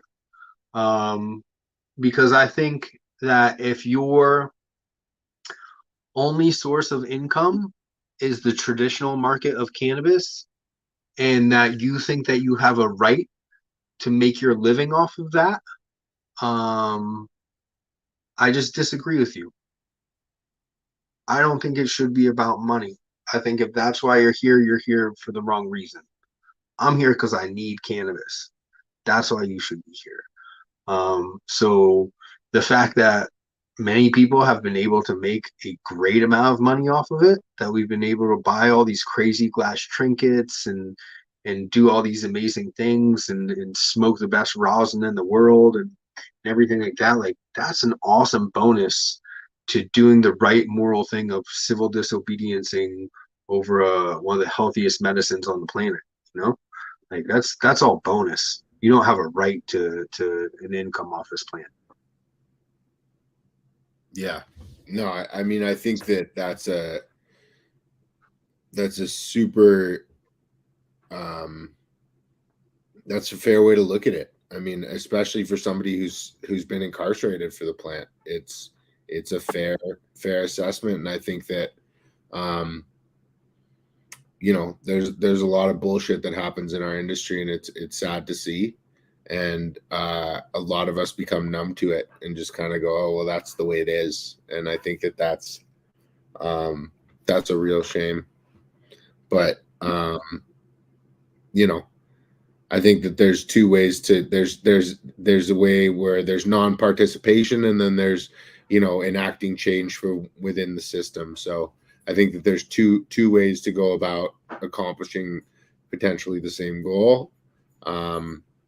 But yeah, my problem with the second one of those is that I don't think that that's a winning battle, and I like standing on your morals regardless of if it's a battle that's possible to win or not. But I don't think that. I think it's a battle that can be won. I don't think it can be won from within, because I think once those floodgates are open and you participate in the system that allows the people that are only going to do it, that are allowed in, you're allowing that. So it's open, so anyone can participate. Yeah. So, but as long as you have representation that understands the game that's being played, like that's what we're really looking for. Like, I mean, like the full and true success is having legacy individuals represented by lobbyist groups in a meaningful way. And it's definitely going to be lobbyist groups in government first represented by corporate cannabis. But what we can do is we can infiltrate, and if those individuals understand how corporate works, the corporate world works, then they can affect change. I mean, all it requires is proper representation. That is what the Banyan Tree is. The Banyan Tree is an agency to represent individuals such as yourself on an international stage, because I have sat in those boardrooms and I do understand what motivates those motherfuckers. And I do not agree with it, but I definitely understand it. And so, you know, as long as you can understand it, you don't have to agree with it to be able to work with it. So, Well, here's my deal on that, right? Is that I think that is extremely, extremely, extremely needed, right? And that people have to definitely be in that position because, like I said, I do believe it's a battle that can be won. And if we don't have people in the position that you're in right now, fighting on that side of the fight, when we do win that battle, and we will win this battle, because like there's people like me that's just we need this. It's not going away. It's not something for us. Like, you know, generations are going to die. There'll be people less passionate than me and everything like that. But eventually we're going to get there. And when we do get there, we need people that have been in your position so they're ready to launch us out to where we need to be versus all these fucking money interests that are coming in that have no passion for the plan. So it's extremely, extremely needed. It's just not the uppercut that I want.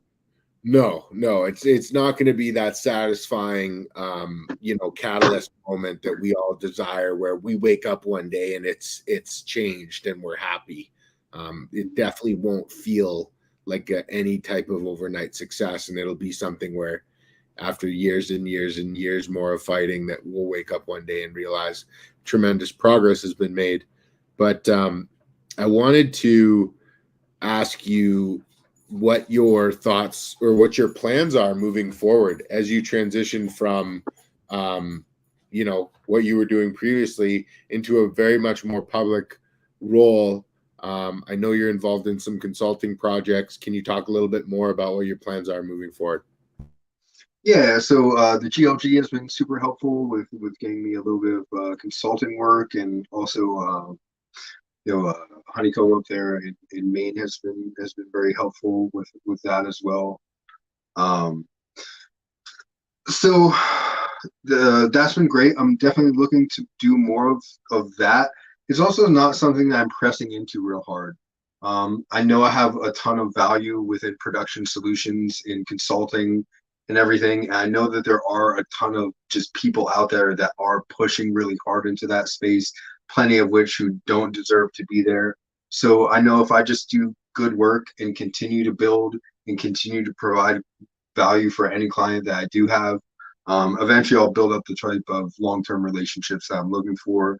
So, and in the meantime, what I'm doing locally is, you know, since I'm down here in PA, I would like to be able to operate within this state a little bit, other than being able to write SOPs and kind of do phone consults and stuff like that. I basically have to travel for all of my work. So what I'm looking to is open a hemp and, you know, that whatever's naturally legal retail space down here. You know, I'd really like to talk to Josh and get some of the Ohio Fire Factory stuff in here. And there's a bunch of people that I know making really good quality products within the CBD and hemp space that I trust. And I'd like to open up a little store, just kind of give it like a dispensary type feel, and build some relationships, you know, with the public here, and just kind of get ready for whenever we may get legality. It's awesome, man. I think that's you know, setting yourself up for a win. I think you know, and I agree with what you said. I mean, it's not like a if we win, this is everything. This is, you know, there couldn't be an imaginable future for us without this. So I think that they don't have much of a hope to take it from us. So it's going to be really interesting. And I think with guys like you who, you know, I commend you, because I think there's a lot of individuals who share the same qualities of you as yourself, but who would never come out from the shadows and transition in the way that you have. And I think that bringing that attitude and sharing those stories is incredibly important now more than ever, because if those stories aren't shared and those individuals aren't brought forward, then how are we gonna perpetuate you know, the outlaw mentality that this industry was built on, which I think is incredibly important. Yeah, I mean it's definitely needed. Also, I'm gonna be doing some contract work up in Maine, just to keep my skills sharp. It's the other thing that I didn't mention. But yeah, I mean that's like I said, you know, like I'm gonna get old and tired and less preachy as I get older, and these new people aren't gonna see the same struggle and understand why what's important is important. You know, it's kind of just that almost like when you're building cages for someone else, you don't realize that could be used against yourself. So like if you come into it at a weird time of legalization and you think it's good to try to keep people out of the market with regulations and other things like that, like cool, man, this is gonna be used against you too. So like, you know, it's just gonna be fed up to big business. So like, you know, that stuff's not the way. Yeah. Man, I really appreciate you taking the time. I want to give you an opportunity. Is there anyone else that, you know, you haven't touched on that you want to shout out, or you know, this is kind of your moment to throw out any shout outs or anything to anybody along the way, or anyone you didn't mention already in passing? So yeah, just shout out to every single, you know, none of the people that passed on knowledge to me are gonna see this, but I'm so beyond thankful for all of my mentors in the game. I'm super thankful, and shout out to anyone that continues to carry on those sort of traditions and mentalities of, you know, of civil disobedience until they're treating us correctly. Shout out anybody that's growing and producing hash in PA. Good for you. Keep it going. Eventually they'll let us do it. And then you know, I forget a lot of stuff. Anyone that I forgot, I'm super sorry I didn't mention you. I love you. Thank you too. Absolutely. Mikey, I know you're not the most easily accessible person in the world, but for the people listening to this show who really resonated with the things that you said, what is the best way for them to have a chance to get in touch with you? Okay, the best way for you to get in touch with me. So we're going to go with MTS Farms, and then so that is a very private account. If you do not look like you are fond of the traditional market outwardly, you will not get to follow that account. I have, you know, over 1,000 requests sitting right now, and I delete them all the time. Like, so yeah, it's just you're not gonna get on that account. So if that is not you, you can follow me on Solventless Glass Pirate, I believe is the page. If you look it up, it's so it's this piece right here. Right. It's that one. Just look for a picture of that. And you can follow me on there. You're not gonna get any free tech because that free tech isn't for you. You gotta pay. But you know, that's the other way to reach out to me. So there you heard it here. MTS if you think you can get through, but Solventless Glass Pirate if you can't. Mikey, yep. I appreciate you coming on. I appreciate you taking the time. I appreciate you sharing all the knowledge that you shared. You're like, anytime that I wonder if I should put something out or like put something to the public, I like think of you, and it's like, oh fuck, like that guy puts out so fucking much information and technology and tech and you know, your talk at Melting of the Heads in Washington was you know a lot of tech that a lot of consultants charge a lot of money for, and you know, putting that out and making that available online and for free is big. So I appreciate you, man. I appreciate you taking the time. Thanks for coming on, Jameson, man. It's been a pleasure the entire time knowing you. Appreciate you having me on. Absolutely. I hope everybody enjoyed. Don't forget to like and subscribe, and we'll see you again soon.